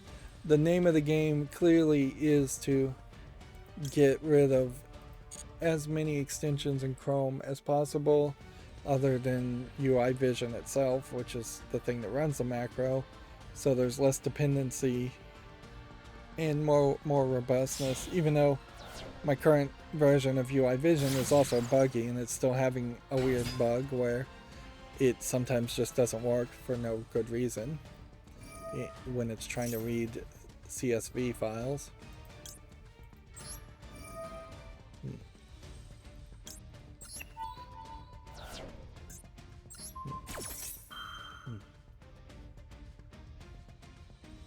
Let's see.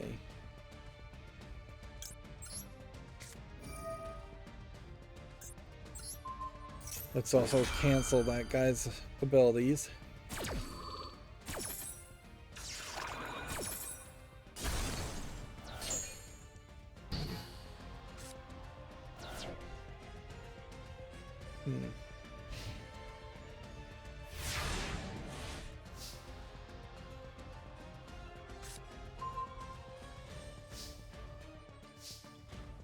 Let's see.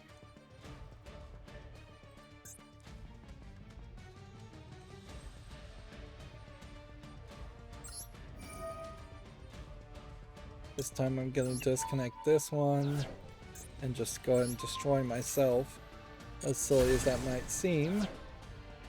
That way I can activate this effect to do this.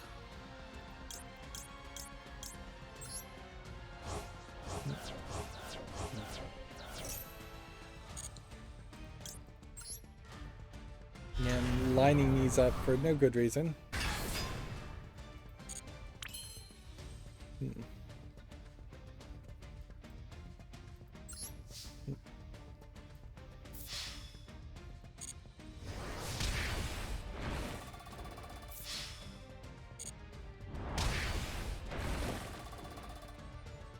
And in the turn.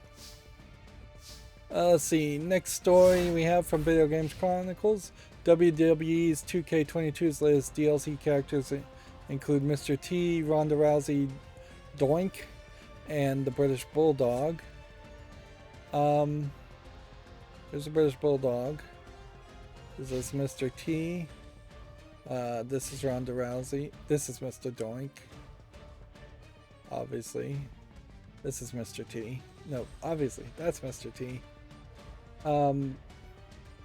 Seems oddly weird because you have a picture here and it seems like you could have just had one more name and named everybody.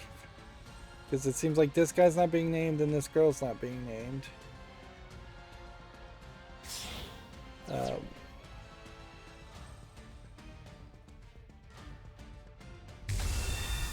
Yeah. Rick Boggs and Dewdrop. So I assume this is Dewdrop. I assume this is Rick Boggs. And if you're just going to have that as your picture, then you should just put the whole list. Really. Although in all fairness, I don't recognize Rick Boggs or Dewdrop. Nor do I really recognize Doink and Mr. T. I know of Mr. T, but I cannot think of a time I ever saw him in the wrestling ring. Let's see, Square Enix has announced a new life simulation RPG called Harvestelia. which really just looks like any other RPG.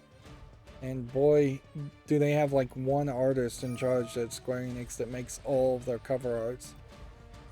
Which I guess, yay for consistency.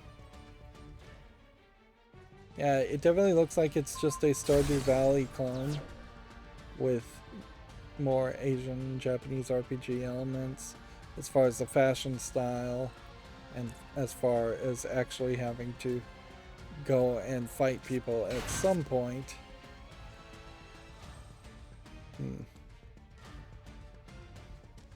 Yeah, you can see there's definitely a weirdness here when you have a Stardew Valley game and then at some point you're going to be fighting these giant monsters and at some point somebody's going to be chained to a wall. Boy, does that feel disconnected to the Stardew Valley farming aspect. And I imagine that's very much in the game and very rare that you fight monsters. Let's see, July's Xbox Live Games with Gold titles have been announced. It includes The Beast of Marvelia Island, Relicta, Thrillville, Off the Rails, and Torchlight, which I don't recognize any of these games except for Torchlight, and Torchlight is a pretty old game. Games with Gold is something that I'm surprised even really exists still, because you just feel like that would have been integrated and gotten rid of, and I think Microsoft might be trying to get rid of it, but there may have been some pushback to it. Very noticeably, two of these games are fairly old Xbox 360 games, and the new games are not recognizable. Relicta is rated M for mature, although I guess most games are rated M for mature, so there really shouldn't be a surprise there. Video Games Chronicle says the Disney Life Sim Dreamlight Valley hits early access in September. First look at the gameplay is also released. This definitely is the one I'm wondering about, whether there actually is going to be a real game here, whether they can make something that feels like a Minecraft slash Stardew Valley experience that you would want to keep coming back to over and over again to get that benefit of also being around and near the Disney properties. So you can see some fishing, you can see some cooking, so that it looks like there might be several mini games. You can upgrade your house. I'm still not 100% sure that you are going to not play this in some kind of multiple mini game fashion, like no. I'm not sure if it isn't going to be an MMO and that they're going to heavily try to lean on other people playing with you for it to make sense, because if it is a straight up single player game, it seems like you would run out of steam eventually. But I guess it is an interesting question as to how long does a game like that really have to be to keep its target audience satisfied. It may only have to be a 20-hour game instead of a 60-hour game to keep kids occupied enough that they enjoy it. It does feel like one of those games that may be very well be destined to be traded in fairly quickly, so maybe you don't need to buy it day one. Moving on, Sony is launching gaming gear aimed at PC players. The company's new in-zone monitors and headsets are also compatible with the PlayStation 5. Okay. That might be, in a small way, a indication of um, a end of some part shortages for big companies, at least like Sony. Um, this M9 monitor provides auto HDR tone mapping, which allows consoles to automatically optimize HDR settings, which basically means it is for PS5 only. It'll be very much a matter of quality testing as far as whether the headphones are good or whether the monitor is good. I'd say the stand kind of looks weird for a computer monitor, but maybe the stand doesn't matter because you're going to put it on a mount. These headphones definitely feel like they're targeting people playing on the PlayStation, so they have that same white perspective. The monitor stand also is for that white perspective. So this may be a case where Sony doesn't have PlayStation 5s to sell, so they're trying to sell you things that look like the PlayStation 5 and remind you of the PlayStation 5 while making profit on PC gamers. At a certain level, though, it would be fairly silly for PC gamers who are mostly focused around having custom-built computers that either they build themselves or other people build. So for them to fall under a category of I'm going to go all brand name and buy everything Sony is a little silly. People who buy all Sony TVs or all Sony stereo systems in previous decades were usually kind of dumb people with too much money, and they were just shopping on a name brand, and Sony wasn't a terrible name brand to shop on, certainly, but that definitely would have been in an era of buying a stereo system because there was only 3 companies making a stereo system, not buying monitors where there are probably hundreds of companies making monitors and selling them. Although there's probably only 6 companies that are making good computer monitors for gaming.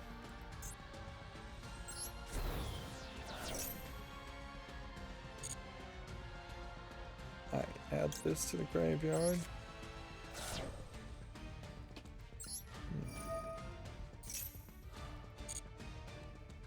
Add this to the graveyard.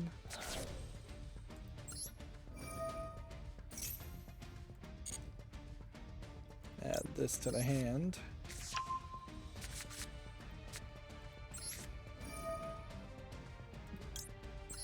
Toss that.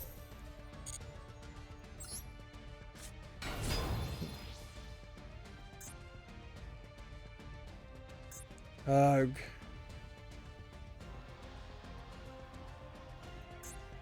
Cannot use any of my traps. I've lost here. Moving on, Skull and Bones release date and pre-order bonus have seemingly been leaked according to Video Games Chronicles. That seems to be the case. We've heard it several times. Apparently fans have reacted negatively to Miss Pac-Man's removal in the Pac-Man World remake. The upcoming Pac-Man World repacks Pac-Man World Repack, I guess is the name of it, replaces her with Pac-Mom as the legal disputes continue. Miss Pac-Man has a bow on her head. Pac-Mom has a hat on her head. Very small change, but I guess legally different.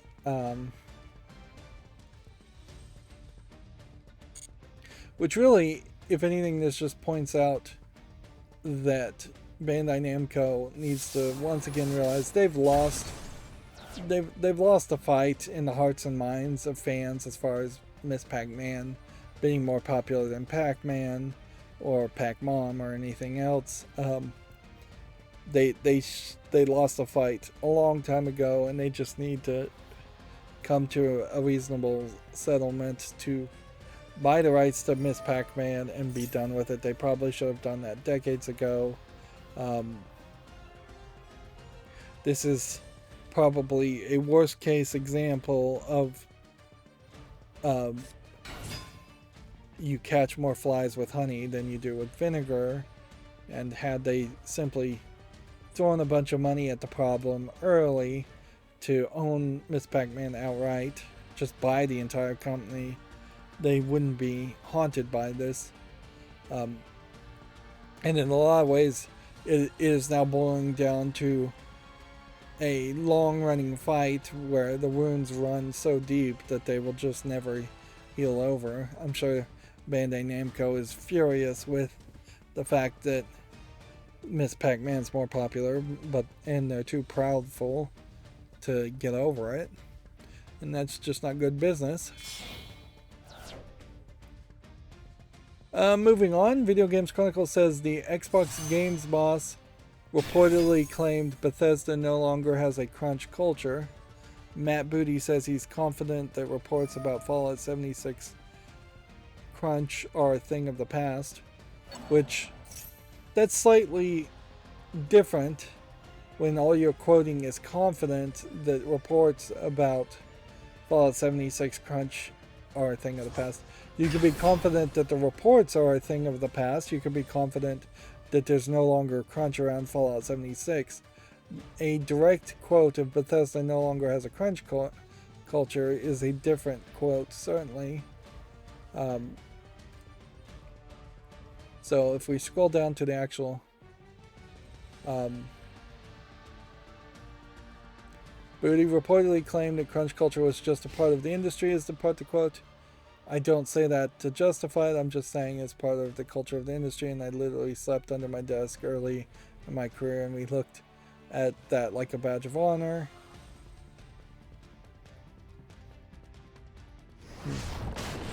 The real quote here, I guess, is I know from talking with Bethesda leadership, which inherently talking with Bethesda leadership is asking to be lied to, that we do not have a situation where people are crunching and we've got this bullying atmosphere, ... I'm confident about that. So he didn't even finish the sentence. The I'm confident about this is actually referring to the bullying atmosphere assumedly being under control. But it says but since it's ... in this quote, which either he ran off and he didn't finish the sentence, or they are editing the sentence, it could be I'm confident about the fact that they have a bullying atmosphere. So fun with less than accurate journalism seems to be happening here more than proper reporting. At the end of the day, this person has only talked to leadership, so obviously he's going to get the answers he wants to hear. He's not having an independent third party investigate. He's not putting any real oversight into it. I'm not sure if Matt Booty is even in charge of any of that. I wouldn't be surprised if every company that was acquired by Microsoft has in their back of their mind a slight fear that changes are going to be made and that the management is going to be kicked out, because certainly that's what should happen. So I wouldn't be surprised if the management is doing everything to make themselves look like they're good and that they're doing the right thing and that their company is doing absolutely way better now, when really there's no reason why it should be any different at all. Like, Microsoft has been, at least from the outside, it appears they've been 100% hands off, so why would Bethesda run their business any differently today than they did yesterday if they're not getting any pressure to change or improve? Moving on, 24 hours after Portal's release, modders have Half-Life 2 running on the Switch. The newly released compilation has most of Half-Life 2 in its data, it's claimed. Which, yeah, that's not super surprising, since Portal and Half-Life 2 would have been pretty much on the same engine anyways. And I think Portal 2 is probably newer than Half-Life 2, so should be able to play it. It may be much more of a case that Valve just doesn't want to release the Half-Life games on the Switch when they can't release Half-Life Alyx on the Switch, which that would be the smart thing to do, certainly would be to make a non-VR version of Half-Life Alyx, release it on PC and the Switch at the same time, and then maybe a week earlier release Half-Life 1 and 2 on the Switch to get some more sales while not driving the narrative back to when is Half-Life 3 coming out, because we all know Half-Life 3 is never really coming out.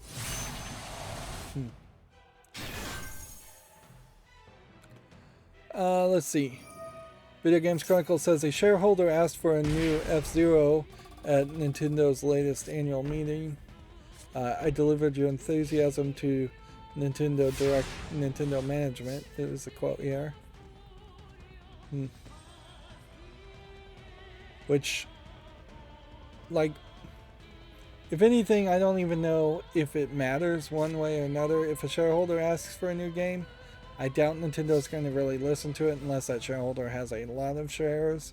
And they probably don't, because if they did, they'd be close to owning a position on the board.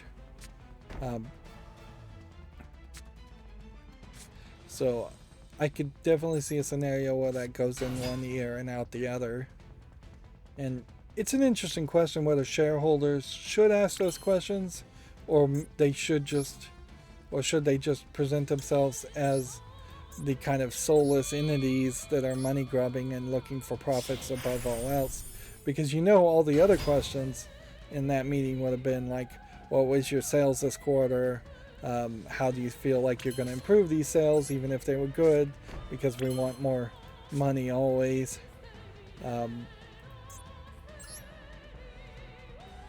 Like, yeah, it's going to be very cold calculating economics that are discussed in most shareholder meetings. And there might be some activist shareholders that care about testing for whether the company is being ethical. But in Japan, I bet that's not that big of a deal. Like, in Japan, shareholders, I imagine, are very, very old Japanese financial businessmen that remember a Famicom and think that's all Nintendo ever made. If they even played with a Famicom, I'd be surprised.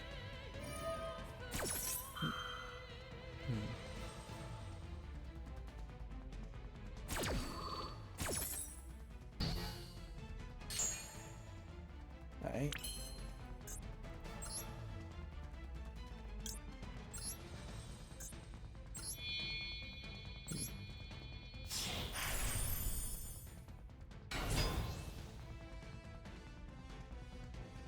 Can I activate this? Nope. Looks like I might not be able to activate any abilities.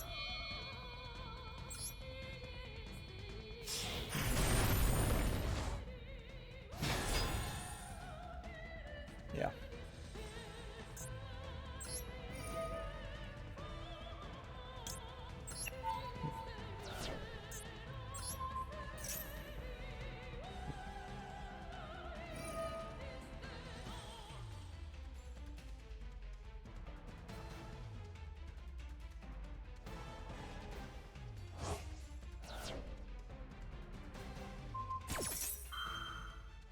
Wait, let's see what happens here.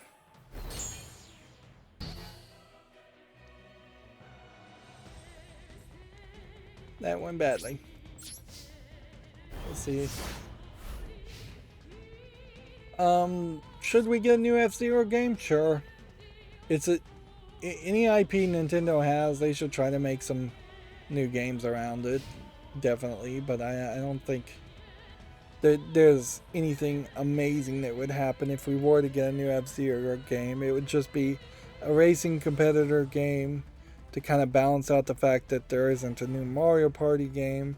Arguably, when you start comparing the last F-Zero game to be made to the latest Mario Party game, it's a night and day difference. You could definitely go in different directions with F-Zero, but you're going to have to make some major improvements also.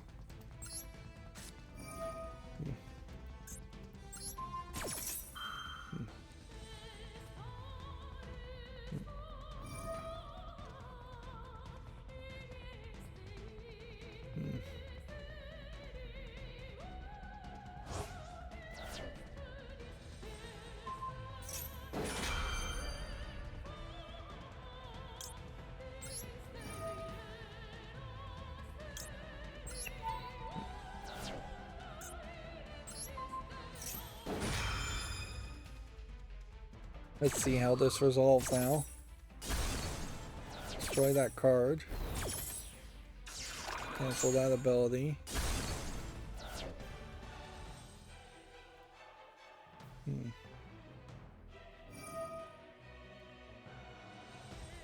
this guy can unbanish himself, that's going to be a nightmare.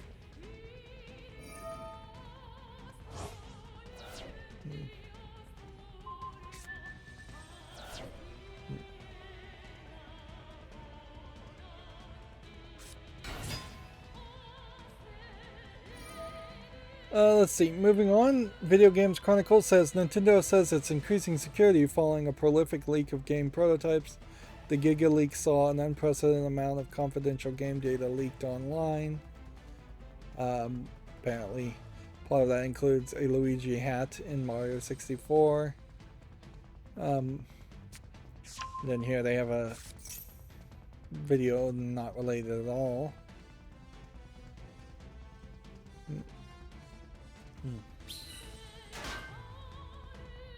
They're blaming subsidiaries in China for leaking the data effectively, which, yeah, I wouldn't be surprised if that's the case. I also wouldn't be surprised if they're just a good target.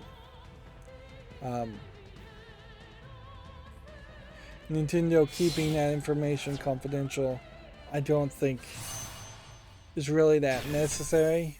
Like most things that are kept confidential or claimed to be proprietary don't need to be kept confidential or proprietary, particularly if it's just leaked prototypes of incredibly old games.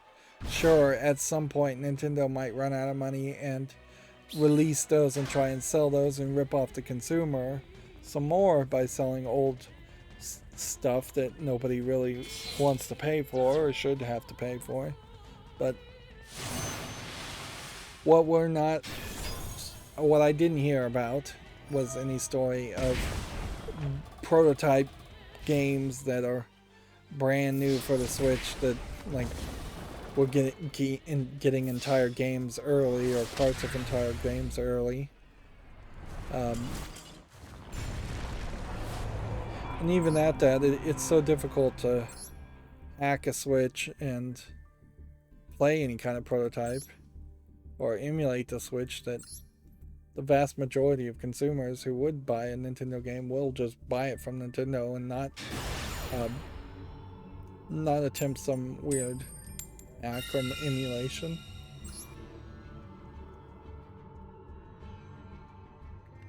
Apparently the Video Games Chronicles website is partnering with the Italian Video Game Awards next month. You can watch the ceremony in English on July 5th.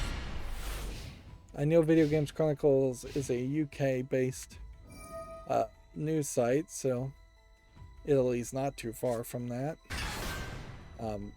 Interesting, though. Maybe crossing the line ethically to be involved with an award show that's going to be effectively promoting video games when you are a video game journalist site that should be criticizing video games and giving fair and accurate consumer advice to consumers. There's a conflict of interest there. Award shows want to hype people up and get them to buy games that they probably wouldn't, where criticism sites, news sites, should be just giving the facts, or at least giving independent purchasing advice if they're doing reviews. If they're not doing reviews, then they should just be giving news facts only. and not being involved. Let's see. Blizzard has acquired the Spellbreak studio Proletariat, which is kind of a terrible name for a company, to work on World of Warcraft. The Boston-based team is contributing to the upcoming Dragonflight expanse.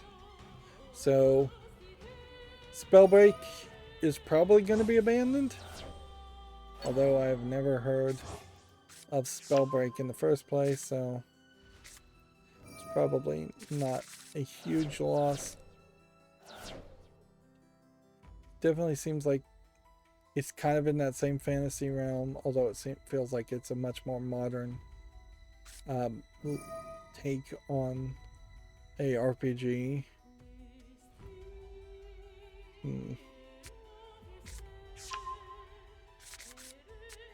Yeah, Proletariat announced earlier this week it would cease developing of Spellbreak, with the game servers due to be shut down in 2023. So, yeah. Is this... If anything, this is a taste of where mergers and acquisitions really go. It never benefits the consumer. It never benefits the art or the industry.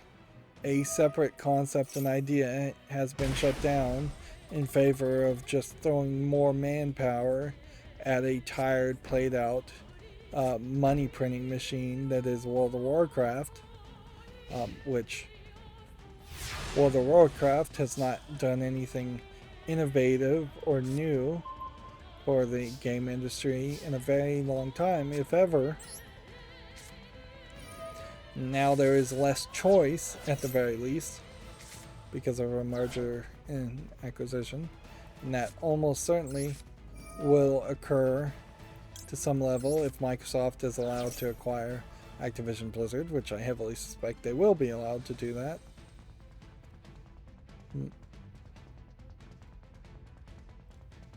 And since Microsoft is on the verge of trying to acquire Activision Blizzard, Microsoft will then also be acquiring the Proletariat Studio. So they're getting two acquisitions in one at different scales, but still the same.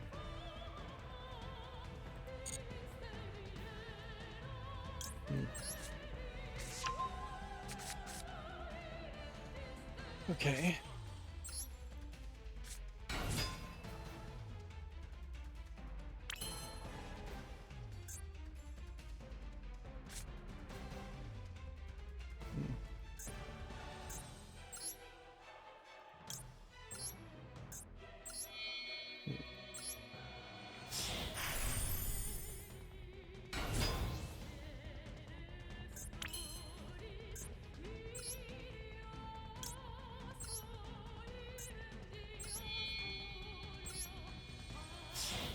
Go through all the motions here.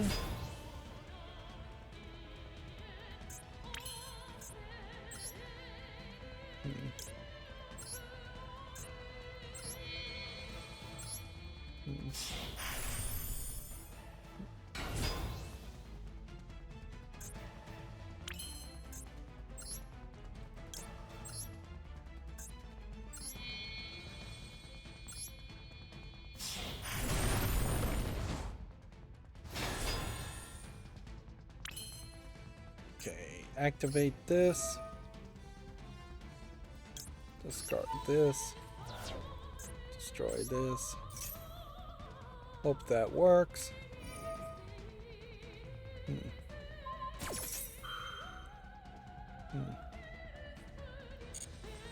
Don't think I can do anything there.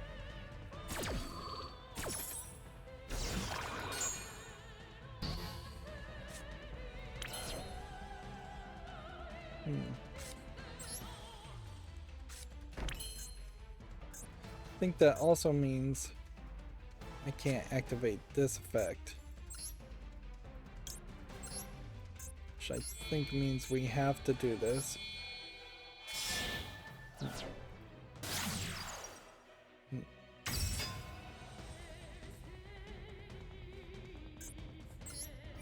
This is our last chance to get this onto the field.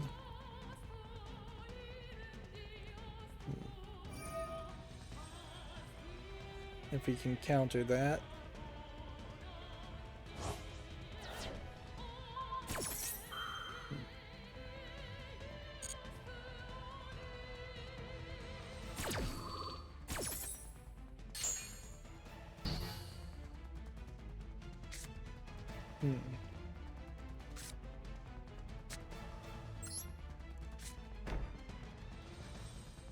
Yeah.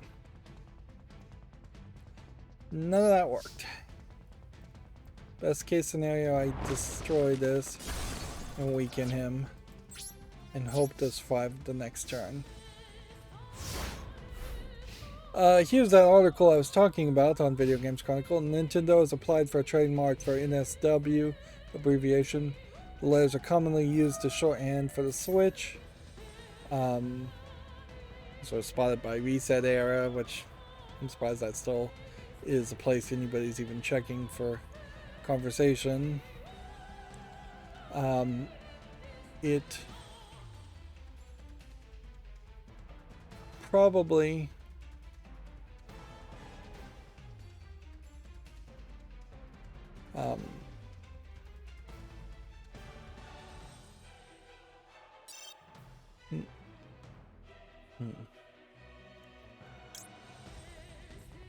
I mean, it's possible that it gets approved, but I would think it shouldn't.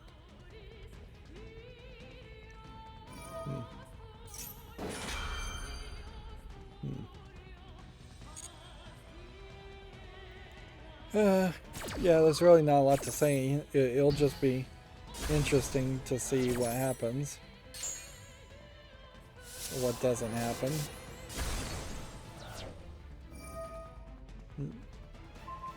As to whether they really get a trademark there.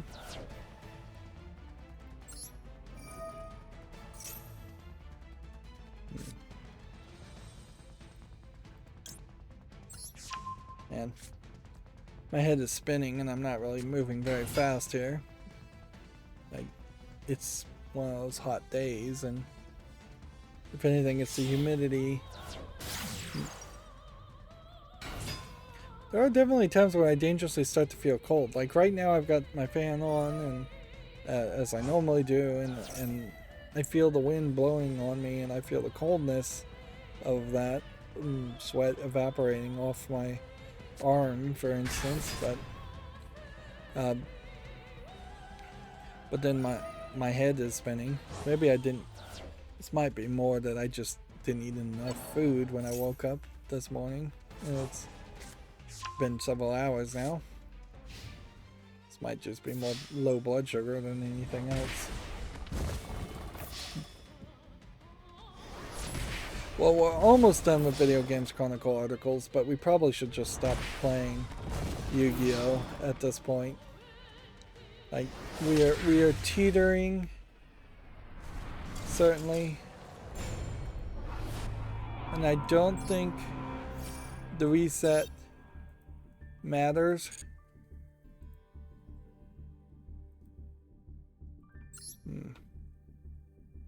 Let's see. Rewards list. If we could get back up to 1, that might be helpful.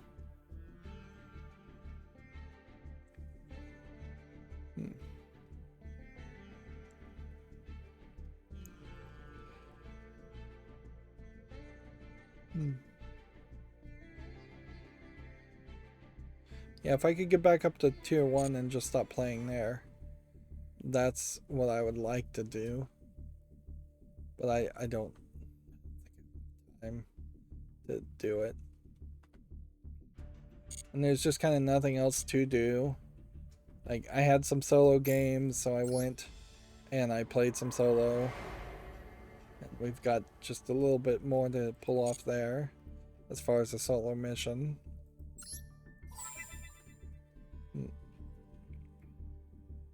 Well, we do have some reset here. So there is, I guess, some reason to play a little bit more. in one ranked duel in solo mode 3 times. Clearly I didn't log in every single day, so my scheduled app launcher on my phone missed 4 days somehow, which probably is because I don't actually do anything when it launches and just browse away from it, and I probably need to actually load into the game on my phone. Moving on, Video Games Chronicle says Digital Eclipse is making an Atari compilation with 90 plus games, including Jaguar titles. This is the Atari 50th anniversary celebration, covers 6 Atari systems.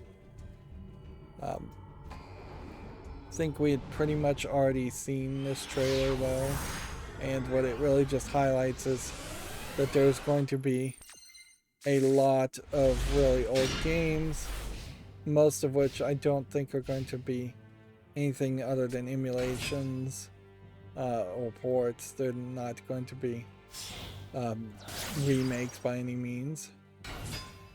Some of these later games at least look like modern games, but the relevancy around the Atari games, I think, is long since lost. And the people that own Atari are not the people that actually worked at Atari in the past. Yar's Revenge Reimagined here might be the only one really worth mentioning. Apparently McDonald's Pokemon Happy Meals are returning to the UK soon. The Pokemon range looks set to arrive in August. Who knows what Pokemon Happy Meals those will be. If there are actually toys included. I don't even know if, particularly in the UK, toys are included in Pokemon meals anymore. I'm not sure toys are included in Happy Meals even in the United States anymore.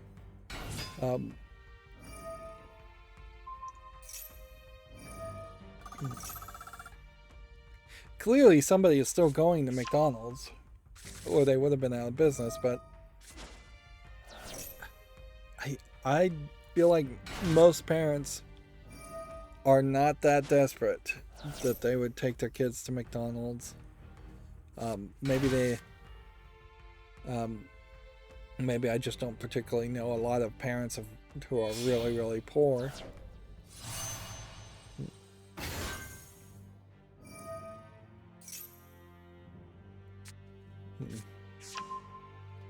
Let's see. Moving on. July's PlayStation Plus games have been officially confirmed by Sony. Crash Bandicoot 4, It's About Time. Man of Medan, Armageddon. Seems to be 3 games.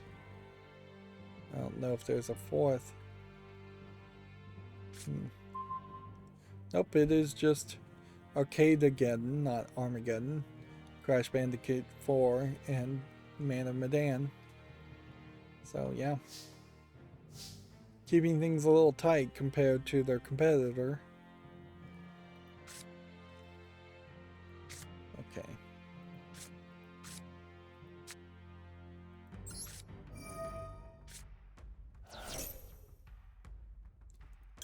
Send this to the graveyard.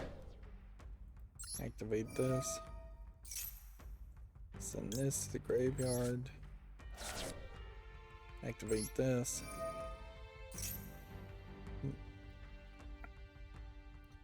Add this to your hand, I guess.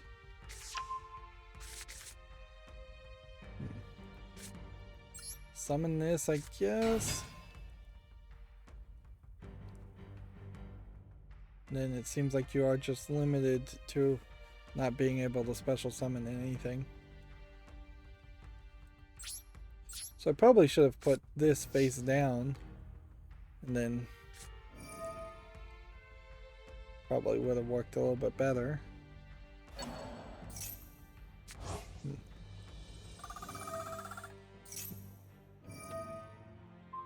2 more games. 2 more pieces of news from Video Games Chronicles. Mario plus Rabbids Sparks of Hope has revealed a trio of renowned composers. Grant Kirkhope returns alongside Yoko Shimomura and Gareth Conker. They really should put these names in the order that they appear in the picture. Which, I guess, yay. Like, we probably should have more announcements around composers for games, but it doesn't happen enough for it to really feel like it's a relevant thing. And I'm not sure we've ever been in a situation where a composer has been credited for making a game really good. As much as it probably has happened. I imagine a lot of composers out there are given very thankless tasks around composing video game music to establish the mood and the feeling of the game, and then most game players don't recognize it. And then our final Video Games Chronicle article, Colonia 1 and 2 remasters may lead to more remasters and expanding its IP, the producer says. The first goal is to spread awareness and reignite the IP. Which, yeah, I guess reigniting the IP does indicate that it was an IP that existed in the past. Which I didn't even know that much. We are just falling further and further downward. With a downward trend. Although I can't really blame myself for losing that one. That I had no chance there. Let's see, 505 Games has acquired D3 Go according to Gametsu. And maybe we can burn through the Gametsu articles fairly quickly. Smurf's Kart has been announced for the Switch throughout this winter. It's a little dangerous to just call it Smurf's Kart to compare it to Mario Kart, but that's what it is, so I guess they're being honest.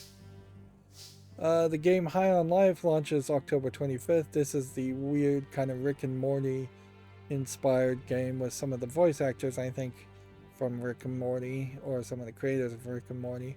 We've had several games that felt like they were in the Rick and Morty universe, or from the same creators of Rick and Morty, and then that has really not led to anything as far as actual success. Perhaps that's because even Rick and Morty, as a TV show, has to be fairly polished for it to work. It isn't just a guarantee of success by any means.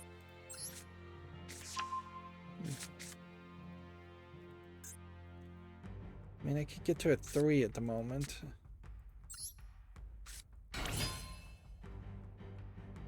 But I don't think I want to do that. We'll just leave it here. Lightspeed Studios announces a Wuhai style open world action game code Tujin Yong. I believe we'd already heard about this. I don't know what Wuhai really means, but looks like it might be alright. If there's enough of a game here. If it's just one arena where you're fighting people with magic and sword and like wire work.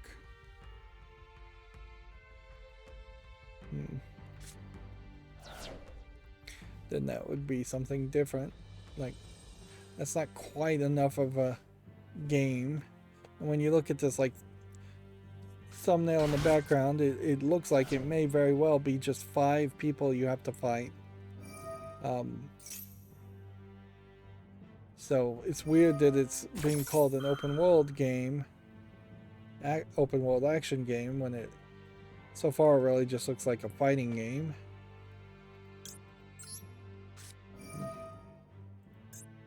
Just cancel that and hope that does something. Let's see, Gametsu says a shoot 'em up collection, Ray Z's Arcade Chronology, has been announced for the PS4 and Switch. Soul Hackers 2 Summoner's Guide Volume 5 video is available. We're going to probably get quite a bit of these videos. Shin-Chan, Me and the Professor on Summer Vacation, the endless 7-day journey, is coming to the West for the PS4 and Switch in August.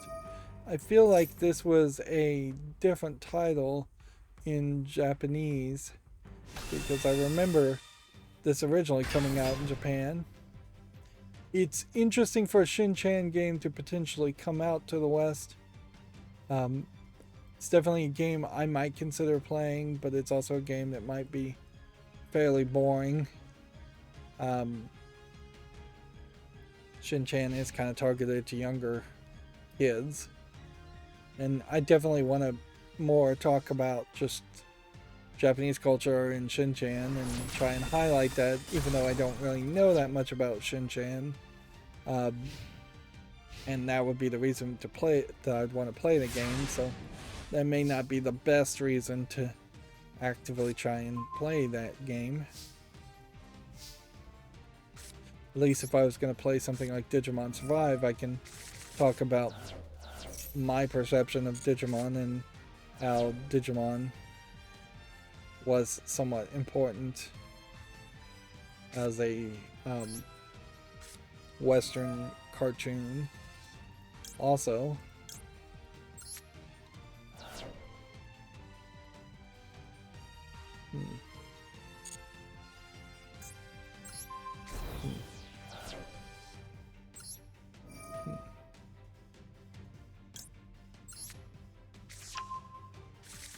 okay. Do we think we have enough? I don't think I have enough to pull this off.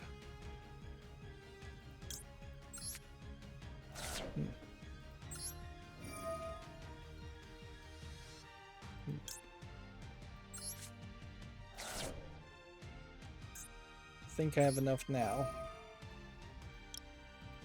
1, 2, 3, 4.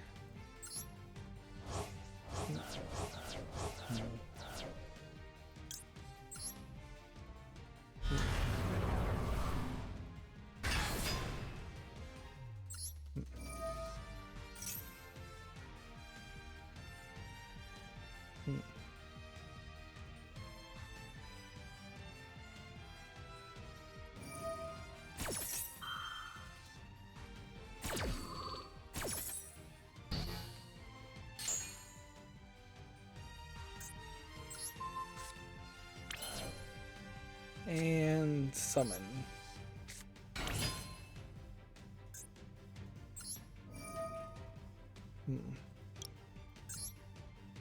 One, two. I didn't know you could use that ability either. I don't know anything, clearly.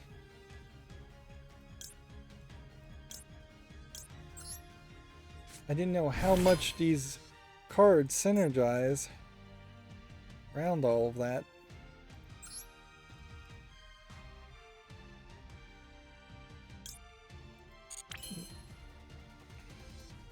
See, this would be 24.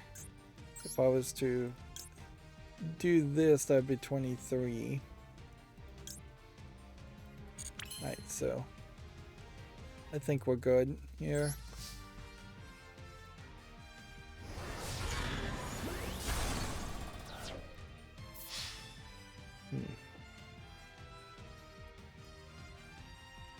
Then attack here, attack here.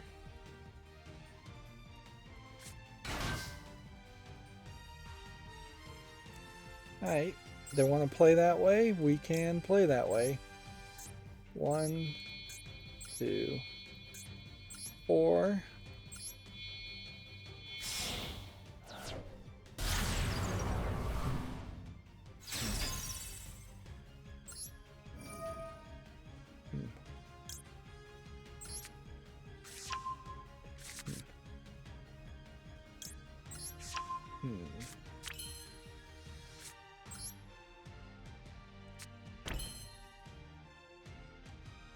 See, at that point we could do that, but we don't want to do that, so in the turn.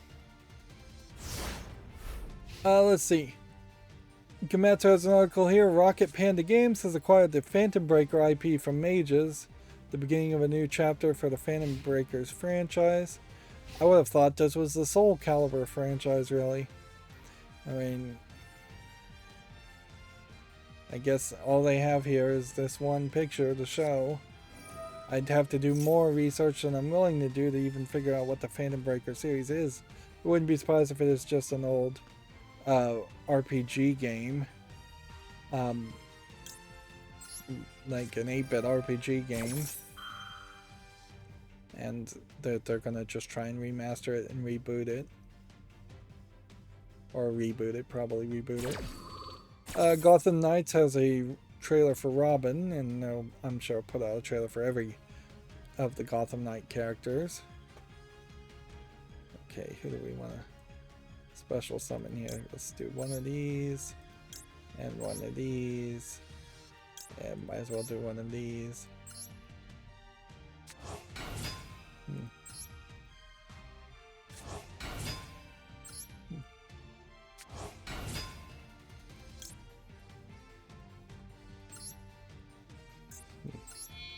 And the position where I put this link monster matters somewhat, so I'll put it here so it's pointing this way.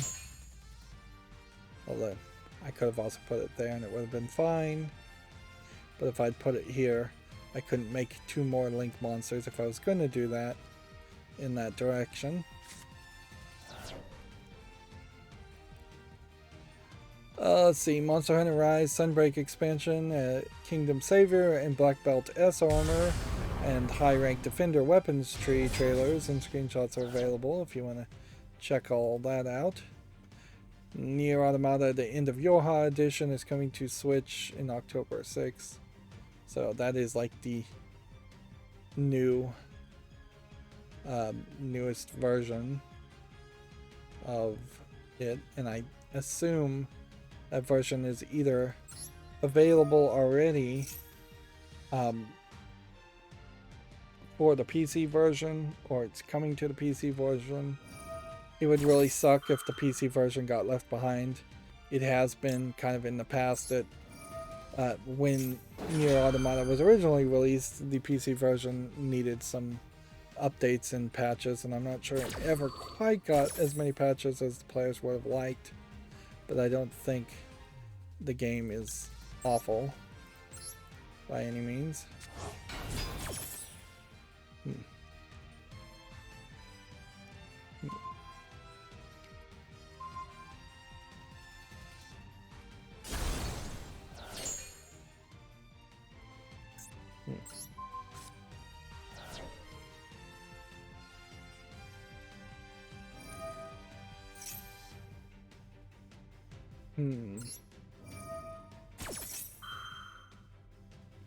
Just keep on bringing things out.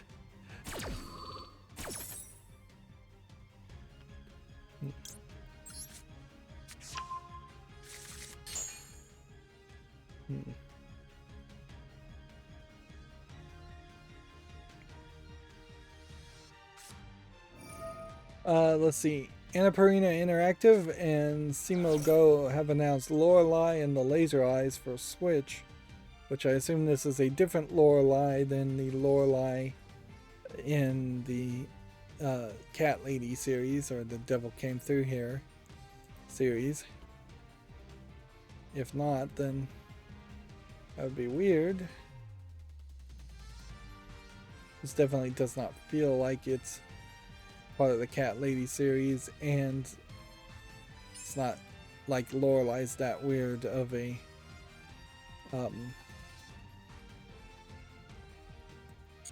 that weird of a name.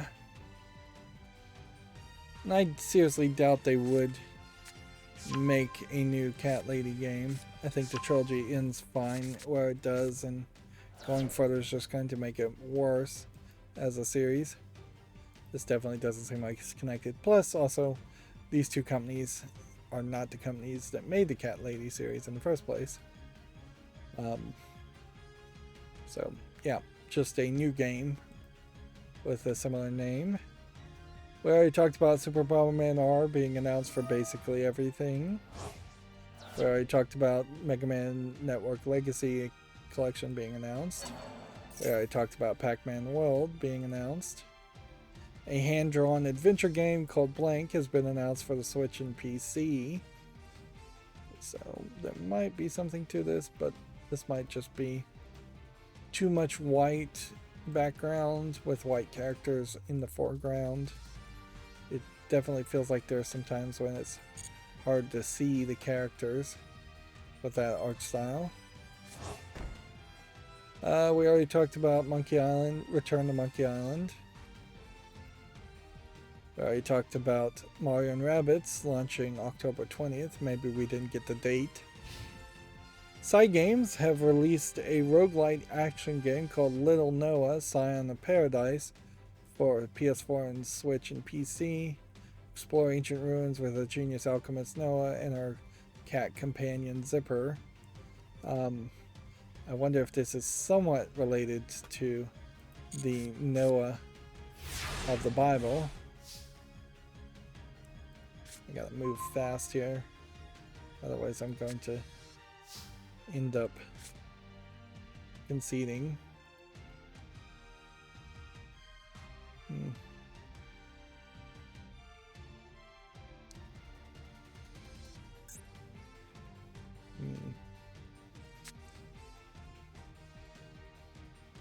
Need to just play this card.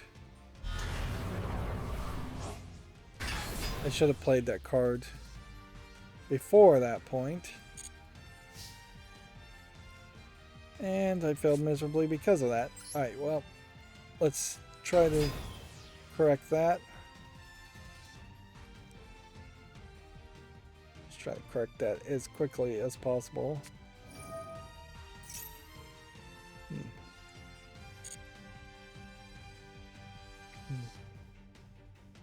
I could have won here, and if I fail, it's going to be my own darn fault.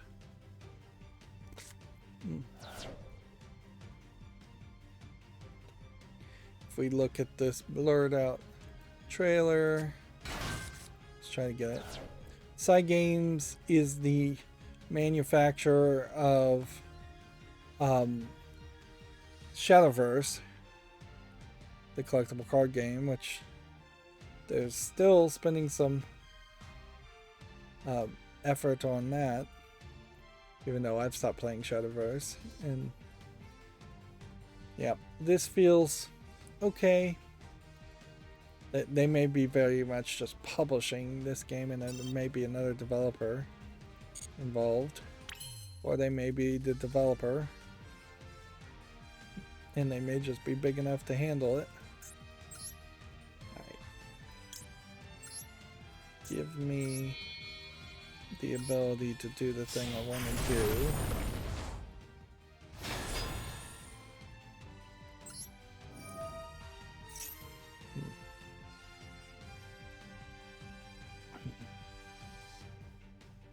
Yeah, let me banish this with this guy's ability. That would be great.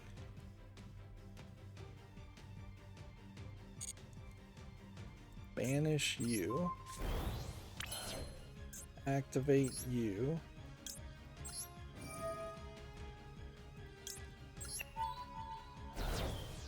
Destroy you.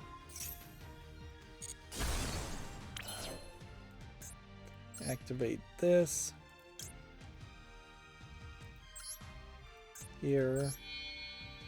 Put that here.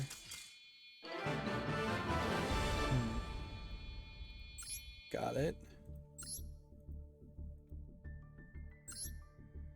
But I think I still would need probably 2 victories to get back up to rank 1. Yeah. So unless I can get like a quick disconnect in this game, or a quick victory in this game and the next one, I don't think I'm ending this month on at rank 1. Maybe I'll just play a little bit off screen to get to that. It's not a big ask, certainly. And if we have daily quests to do still. Moving on with news, the strategy simulation game Railgrade has been announced for Switch and PC, which a strategy simulation game where you build railroads. Yeah, there might be something to that. I'll definitely wait till it comes out on Steam before I really evaluate it, but might also just be a lot of busy work. The game RPG Time: The Legend of Wright is coming to PS4 and Switch on August 18th and Steam on September 13th. This is, I believe, the weird collection of art styles and what look like weird gameplay mechanics, and it's just going to be questionable as to whether there's a real experience there worth playing, or if it's just a bunch of gimmicks put together, and your mileage will vary on whether the gimmicks are good or not.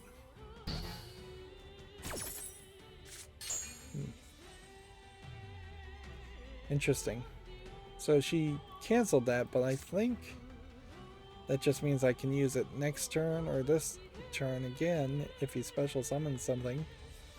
So that was probably a pretty terrible cancel. According to Gamatsu, Sonic Frontiers details cyberspace areas, Titan bosses, characters, features, and more. Cyberspace areas might be somewhat interesting. You can see how high up you're going to be going in this game, which seems a little weird, but that might actually help you plot out directions if you're going to be running around in random areas. Apparently, at some point you're going to have kind of realistic roads, although unless Japanese roads have the US symbols on them, this looks like more like US roads with just weird symbols on them. And that, yeah, actually it doesn't even look like it's Japanese on second look.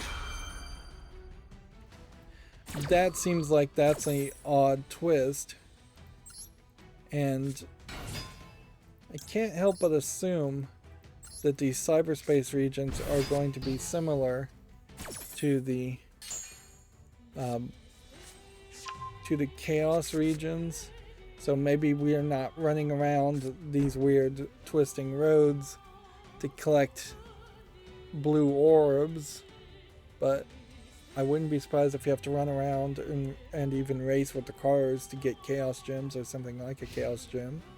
Here you can see an actual enemy and what definitely looks and feels more like a traditional Sonic area. So it definitely feels like this open world game is going to be a world that is a merger of several different realities.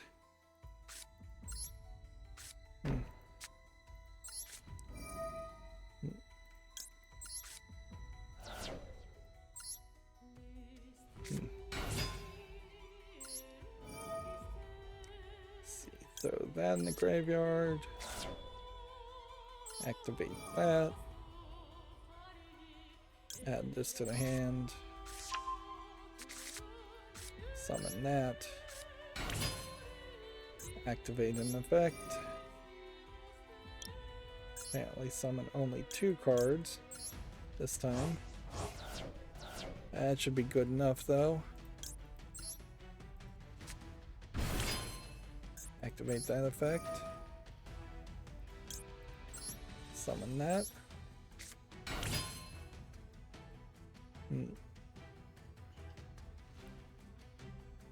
And then that should get us here with this, this, and this.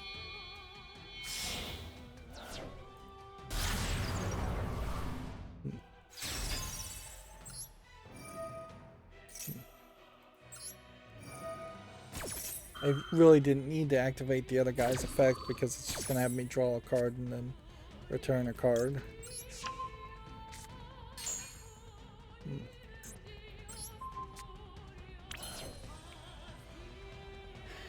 Yep, and since I drew that card and then returned it, then it probably doesn't mean we're going to get that same card next time we draw. That wouldn't have been a terrible card to get. Is there anything more about Sonic Frontiers here? You've got these big glowing purple rings, you've got a lot of metallic looking platforms and things.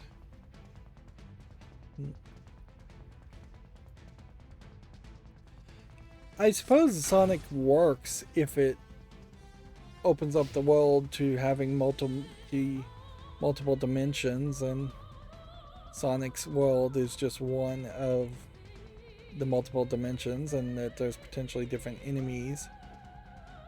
I assume this is going to be the big bad guy. I mean, it goes somewhere.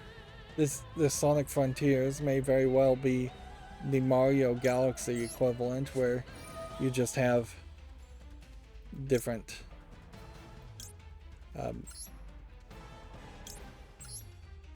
different experiences than what you normally would have had.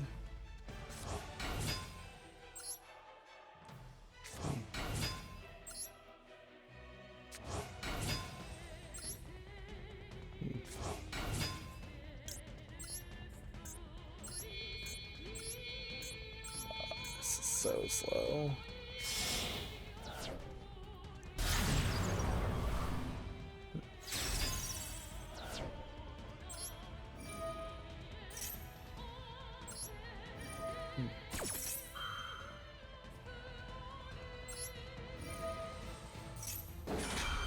Yeah, I assume he'll just concede here. Just toss that one. Add that one. Banish that one. Draw a card.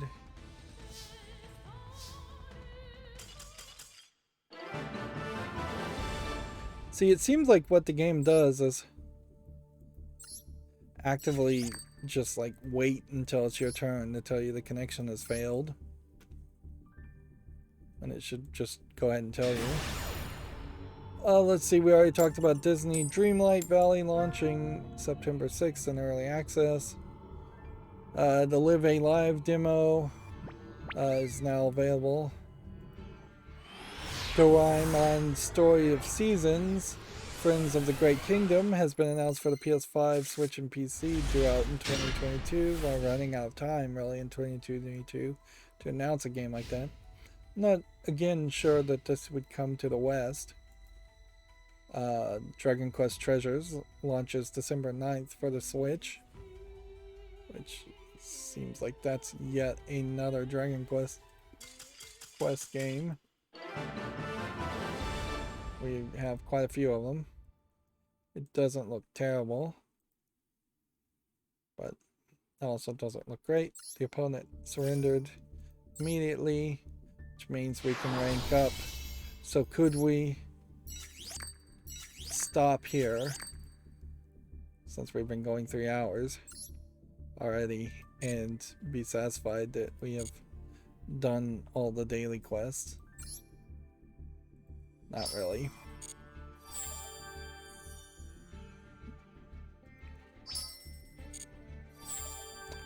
I might just decide to give up on the 40. What I need to check here would be, under all these notifications, which there's a lot. Let's see. Regarding the changes, new accessories. New season of ranked duels. If you are gold, you will be put down to silver tier 5. So the only thing that I can hope is that I would be able to play off screen before the end of the month to get up to platinum. We are making more and more progress towards the end of this, but we have plenty of time to get to the end of this, so that's not really a concern. I did notice an Infinite Impertinence set, an exclusive deal with 10 Master Packs in one. Let's see, did we already purchase that? Yes, we did. So they're just kind of advertising older things. We can go ahead, since we have some extra crystals, buy that just so we have everything. and buy that just so we have everything. And that's just a drop in the bucket. We already have all these structured decks. These don't. This one resets in 11 days, so maybe we'll open 50 packs there. We have no selection packs.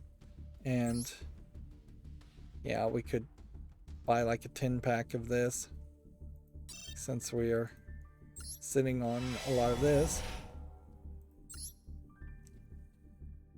Bunch of new cards, which didn't realize I didn't have card destruction.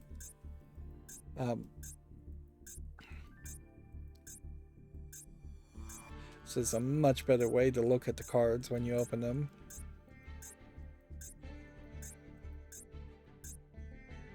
So yeah, that wasn't a terrible, quick and easy way to open 10 packs.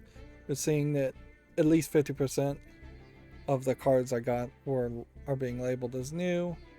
That gets us further down the path towards potentially trying to have as many cards as possible.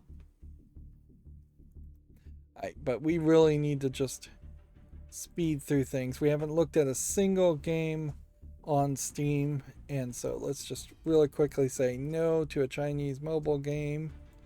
Let's see. Probably say no to Toto. I did install a new speed up extension to download these images, so hopefully we won't run into any problem there. This looks kind of good, but it doesn't support English. Seems to claim not to support English. It's also player versus player MMO, so that would have been a no anyways. So yeah, my hope is that all of these screenshots will be preloaded, and that's not really putting a big burden on the amount of RAM or disk space. No to this horror game. That way we can move through this fairly quickly and just dismiss things on first glance.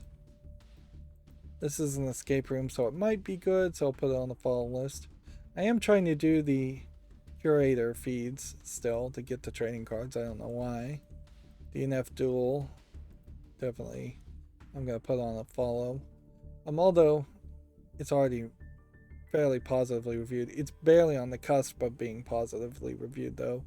So giving it a little bit of time and having it on the follow list isn't a bad idea. Some of these, I may have a long list of follow lists because I ran the follow list multiple times, so we may have to go through 2 or 3 follow list cleanups. 2.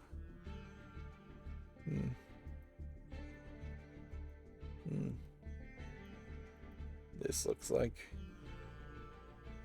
just a joke game.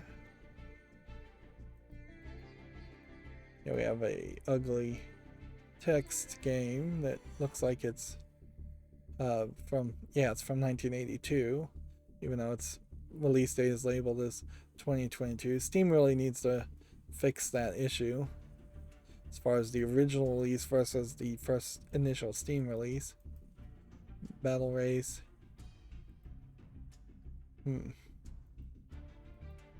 I did make that suggestion and never get anywhere with it. And I think I directly emailed Gabe Newell about it and didn't get anywhere with it. So, yeah, trying to contact Gabe Newell didn't seem to work for me. As far as having more of a game pages, even if the game is not available for purchase anymore, and an advanced programmable interface so that you could pull data and link to old games. But yeah, I think I made that suggestion. That was several months ago. But whatever, well, that's one of the things you can throw into the void if you have an idea and say, hey, I think you should do this, and then you'll probably be ignored, but at least you spoke your mind. Crow's Bloody War doesn't look terrible, but it's mixed reviewed, so that's going to be a no. Also, Thank goodness, most of these games are still garbage after the whole E3 event, so. A Game with a Kitty 1 and Dark Side Adventure.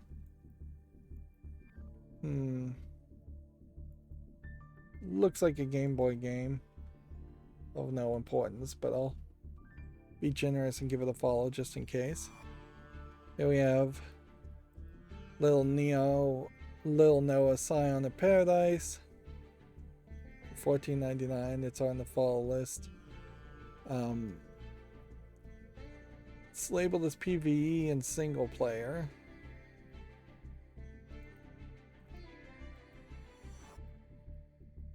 There's probably a decent argument here that I don't want to play this game.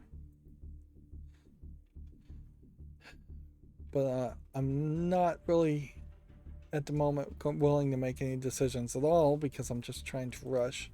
And inherently that's going to be the problem over and over again with each live stream, is that I'm going to just try and rush through things. And that's going to cause me to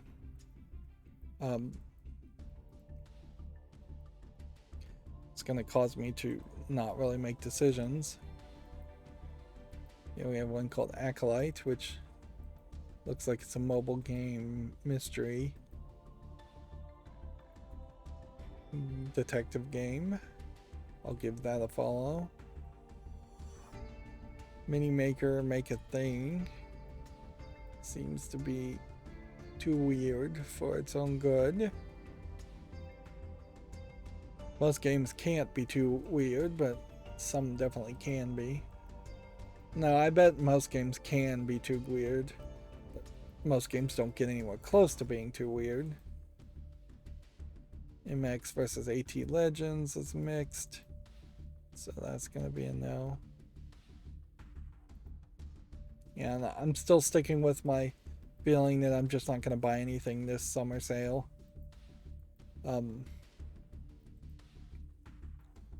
Disgaea Complete here, you can see, is mixed reviewed, so even Disgaea fans seem to be having a problem. I actually want to investigate that further, so I'm going to put that on the fault list just to investigate it later. Phobia to St. Dauphine Hotel. Looks like it might actually be an interesting horror game. It's already on the fault list, so we'll leave it there. Wild Fox Surfing Paradise. And there might be something to that. Probably not. I don't know if you really want a water physics based game for a surfing experience. Rangers doesn't look like anything, and we're just going to try and burn through all these quickly. Beatrice is a fantasy RPG where you gather resources. Nope. Blob Saga. Looks like a kind of pretty platformer, so I'll give it a follow. Snail Quest. Looks like a mobile game of no interest. Grind Shift. Looks like it's a snowboarding / grinding game without snow. That's not visually polished enough. Cyberblades. Is this a VR game? Yes, it is. Is it a VR game worth looking at? Maybe, but probably not.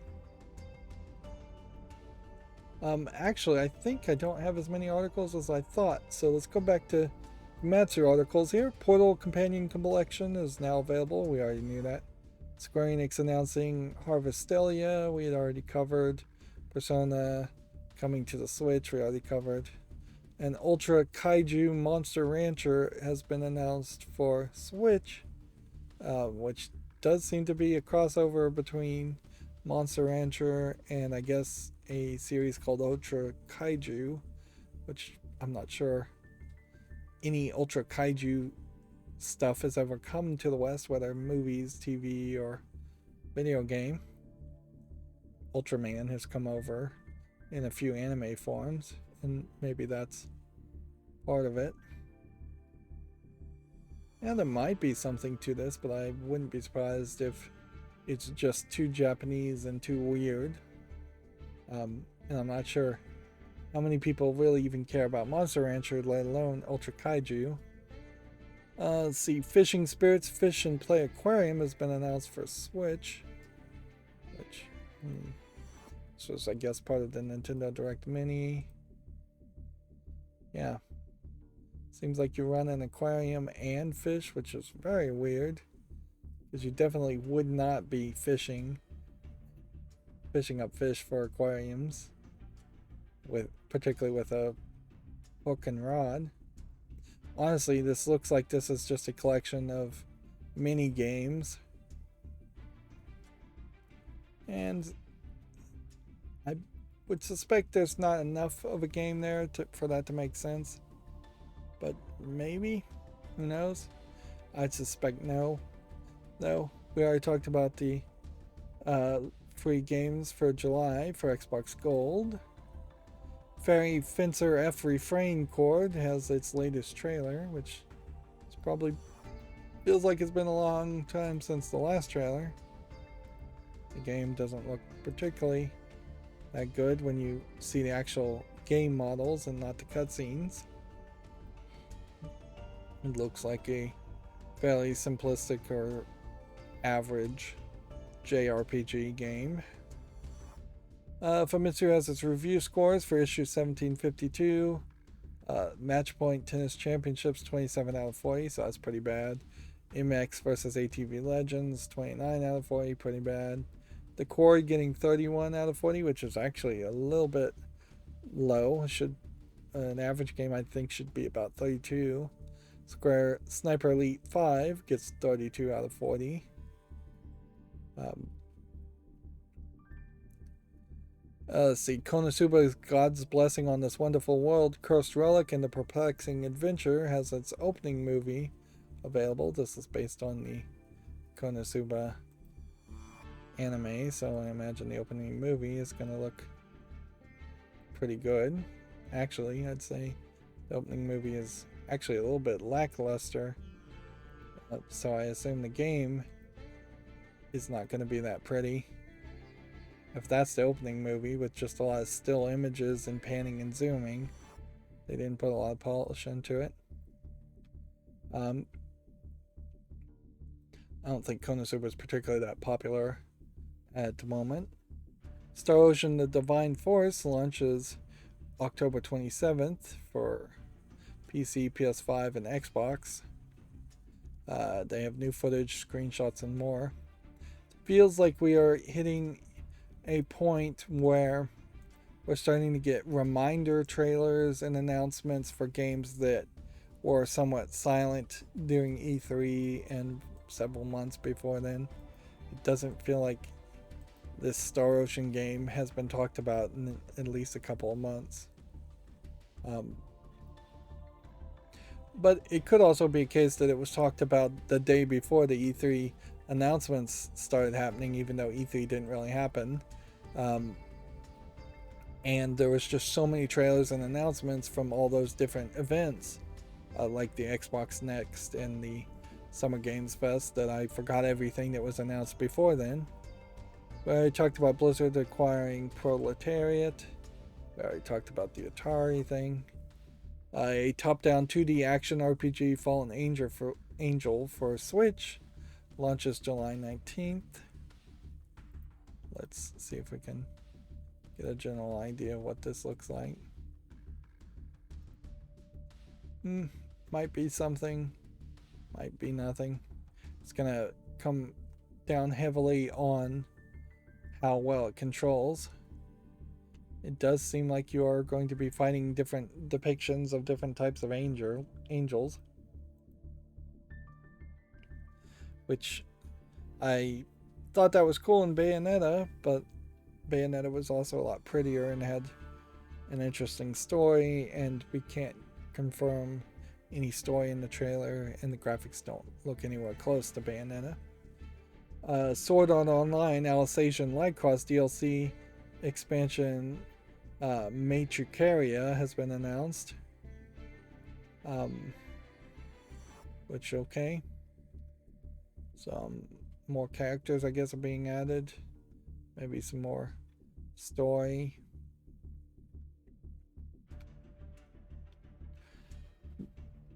I half wonder if this is the Sword Art Online season. It was particularly weird in that the main bad girl was this anime girl that was just like naked from most of the scenes, and yet she was super powerful, and she was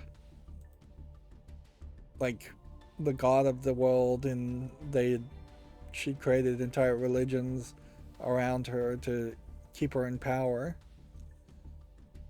I think it might be that season. It was a weird season, which is to say something for Sword Art Online, because they're all kind of weird seasons. We already talked about the PlayStation Plus games. And then the Capo 4 Fortunate Departures for the PS4 and Switch launches October 27th in Japan. This looks like a romance visual novel.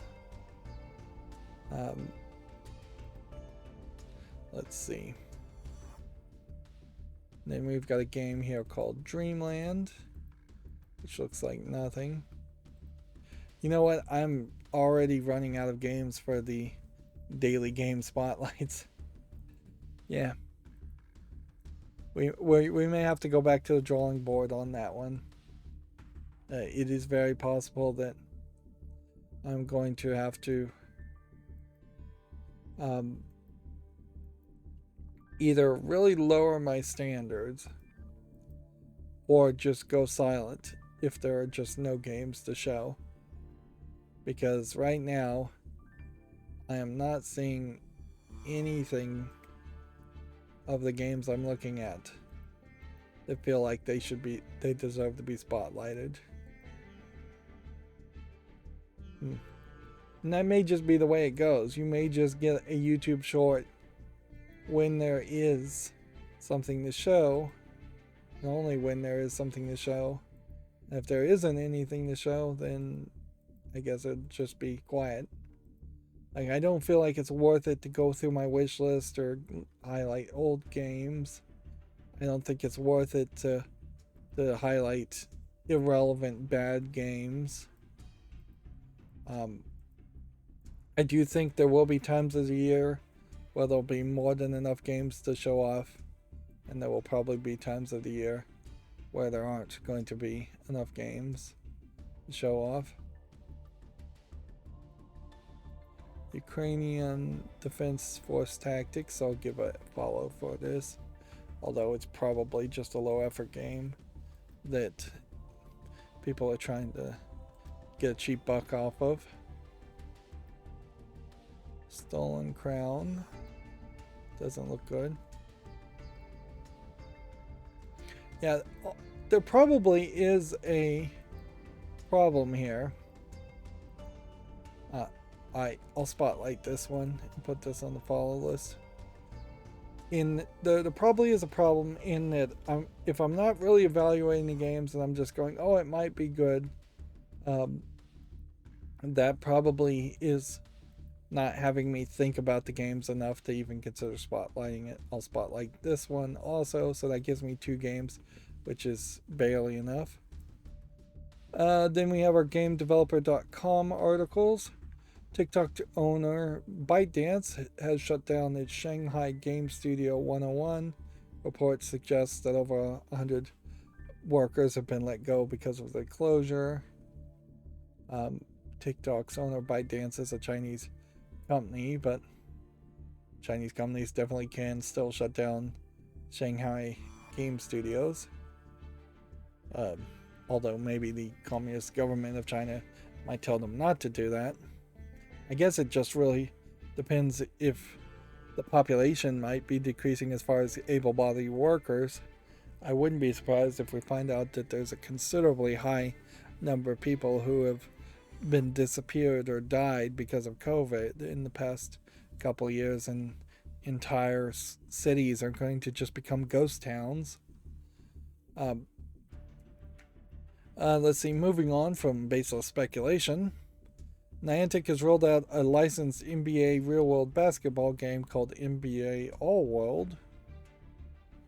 which definitely does not look good to my eye. And then we already talked about Proletariat shutting down Spellbreaker, its mage-themed battle royale. It actually looks interesting. I don't know if anybody played it or if it even ever came out. A Quebec area game devs are worrying about the impact of a new language wall. Quebec area game developers are warning that the French language law bill 96 could hurt recruitment in the region's game development industry. Which, yeah. You could delve deep into, like, Quebec pushing for French to be the co-language, and then eventually I assume they're going to push for French to be the main language, and the rest of Canada not really being on board with that, and yet passively going along with that. There's a potential for a split between Quebec and the rest of Canada, which would be weird. It would be a very weird split, certainly. I doubt it would devolve into civil war. We already talked about the Xbox Game Studios boss downplaying alleged crunch at Fallout 76, so we don't need to cover that again. We already talked about Sony setting sights on the PC market with new hardware branded InZone. We already talked about Blizzard acquiring Spellbreak developer Proletariat. And then IGDA, the sister company to GameDeveloper.com, has appointed Alyssa Wales as the new executive director, which we've seen several people getting appointed in IGDA, I believe, and definitely feels like some people are coming and going, perhaps a little too frequently. Starcrawlers Chimera. Is this a follow game? It is from 2021, November 2021. Really don't know why this would have even been on the follow list, so we can do some follow list cleanup by getting rid of that. And I guess if I find a follow list game that I've determined is worth the effort, I could say maybe put those on the spotlight too, but I'd have to really think about it. A lot of these are going to be virtual reality games. Star Apprentice.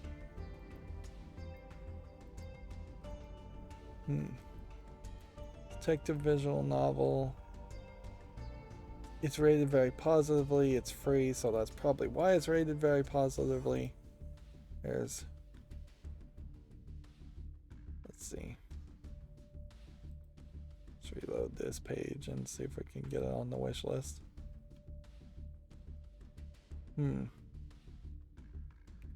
Seems like I'm not able to get it actually to go on the wish list, so I'll put it back on the follow list. Let's see.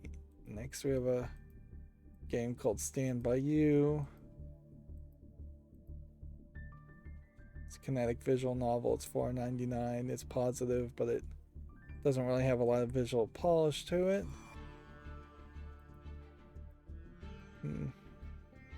So I think we can say no to that. Staff only. It's a card battler game, but it doesn't have any relevancy. It's still in early access since December of 2020. I think we can pretty much assume that this has been abandoned at this point. We really need to start to see some of these early access games get archived / kicked off of Steam if they're just going to be in early access forever. Yeah, we have a horror escape room style puzzle game. I might leave this, but I'm not. But it has no relevancy, and it does look like the reviews are like for people that got the game for free. Reviews don't seem to be that good either.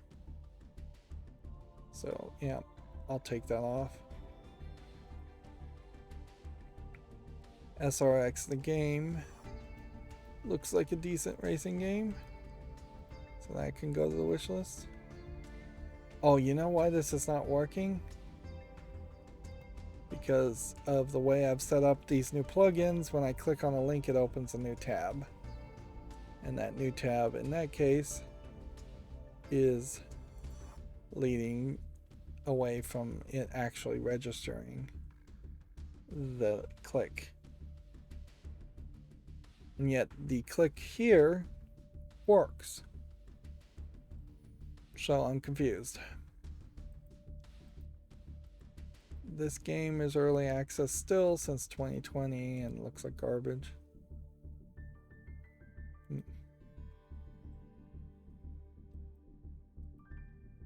You can kind of see why I want to get away from plugins, because the plugins have their own interfaces and their own quirks, and if I can just get my macro to run by itself without needing Chrome plugins, so I can get rid of Chrome plugins, I'd be more than happy with that outcome.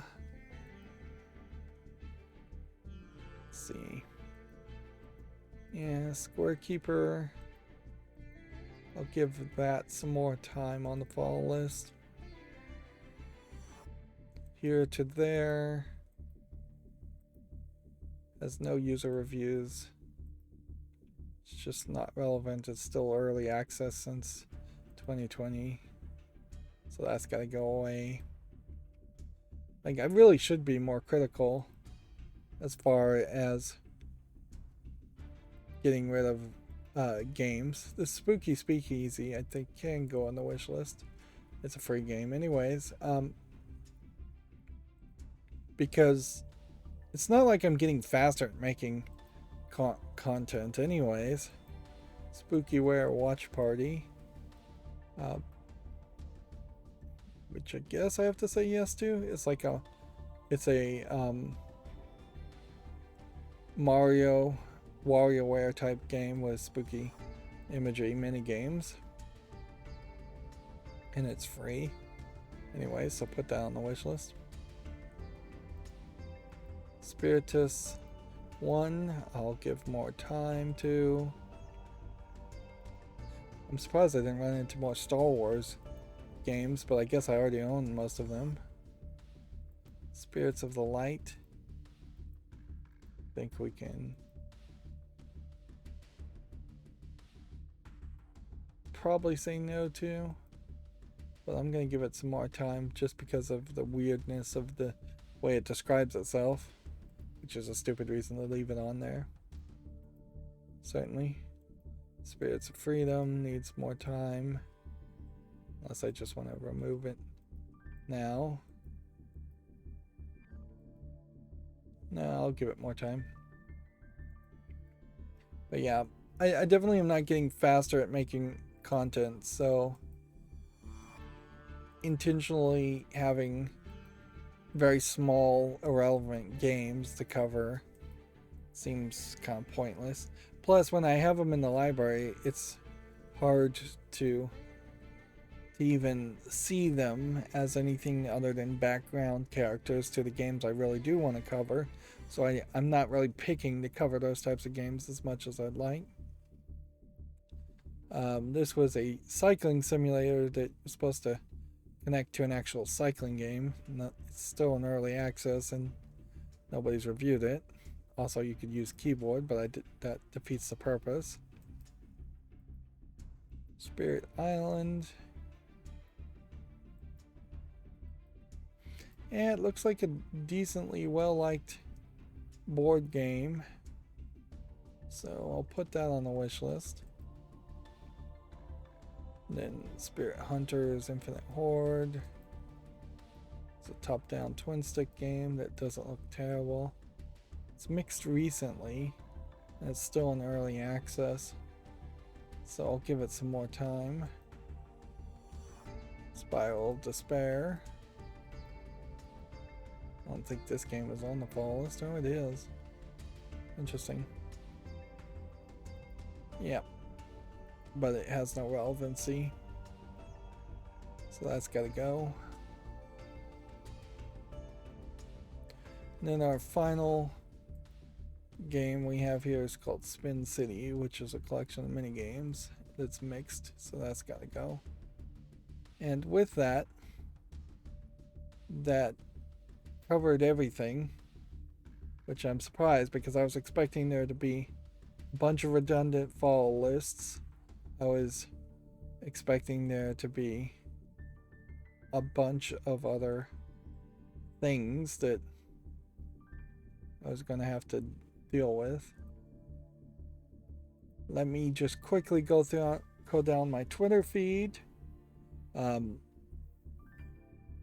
good news is with the older version of OBS installed, it does seem like I'm, at least for this 3 hours and 30 minutes, I didn't have any hiccups or stuttering, but who knows, that may just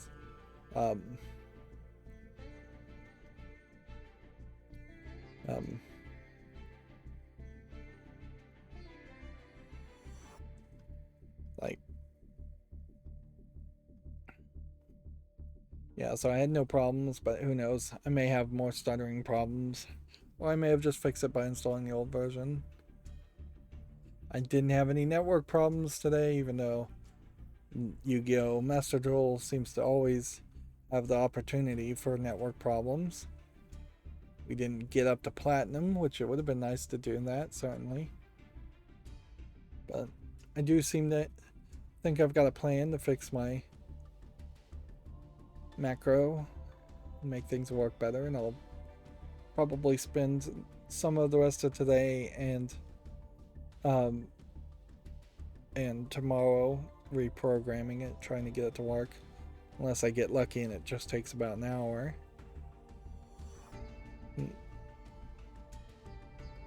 So yep, everything went pretty good. I was getting some decent views on my videos, and people were coming into the chat fairly consistently for several days there. We didn't get anybody in the chat today, unfortunately. And so whatever boost I may have gotten because I did the YouTube shorts, I don't know, maybe that helped only a small bit, maybe it didn't help at all.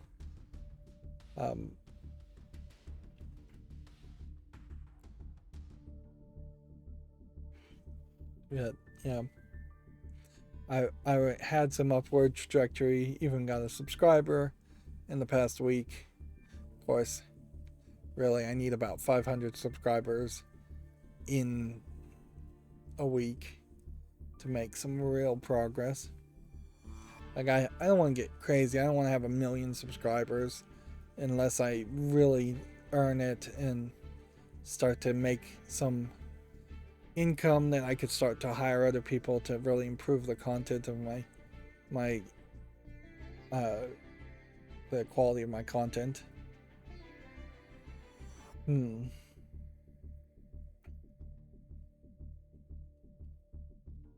But yeah, I would like to be monetized. I would like to get a few dollars and find a nice middle ground where I'm getting enough views to make a decent living, but also not get crushed under a demand. Because you look at somebody like PewDiePie or other streamers that are the biggest of the biggest, and they at times have just been under immense pressure to constantly make more content and constantly grow, and it stops being as much about what they really want to do as more, and it becomes more of a just, oh, you've painted yourself into a corner type job.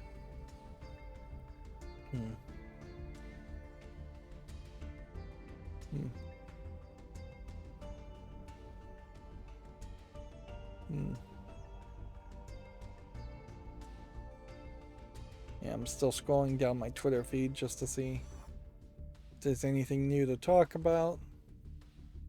It's unlikely that there will be anything new to talk about, because if there was anything new to talk about, we would have had something to say today.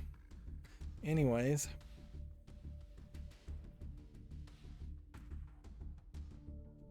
And I think my Twitter is kind of randomized at the moment, so it's not going in chronological order. That might be in part what's going on. That would make some sense. So I'm gonna have to reset that. Yeah. Though I think we've pretty much covered everything that needs to be covered. And there's no reason to go any further, really. That's going to be it for this recording. As always, I ask you to like, share, subscribe, comment, and watch every second of my videos. If you want a friend or follow me on any social media sites, there's a whole bunch of links down below. And if you want to support me further, there's a link to Patreon, or you can friend me on Steam and get me a game off my wish list. Thank you for watching. Have a good evening.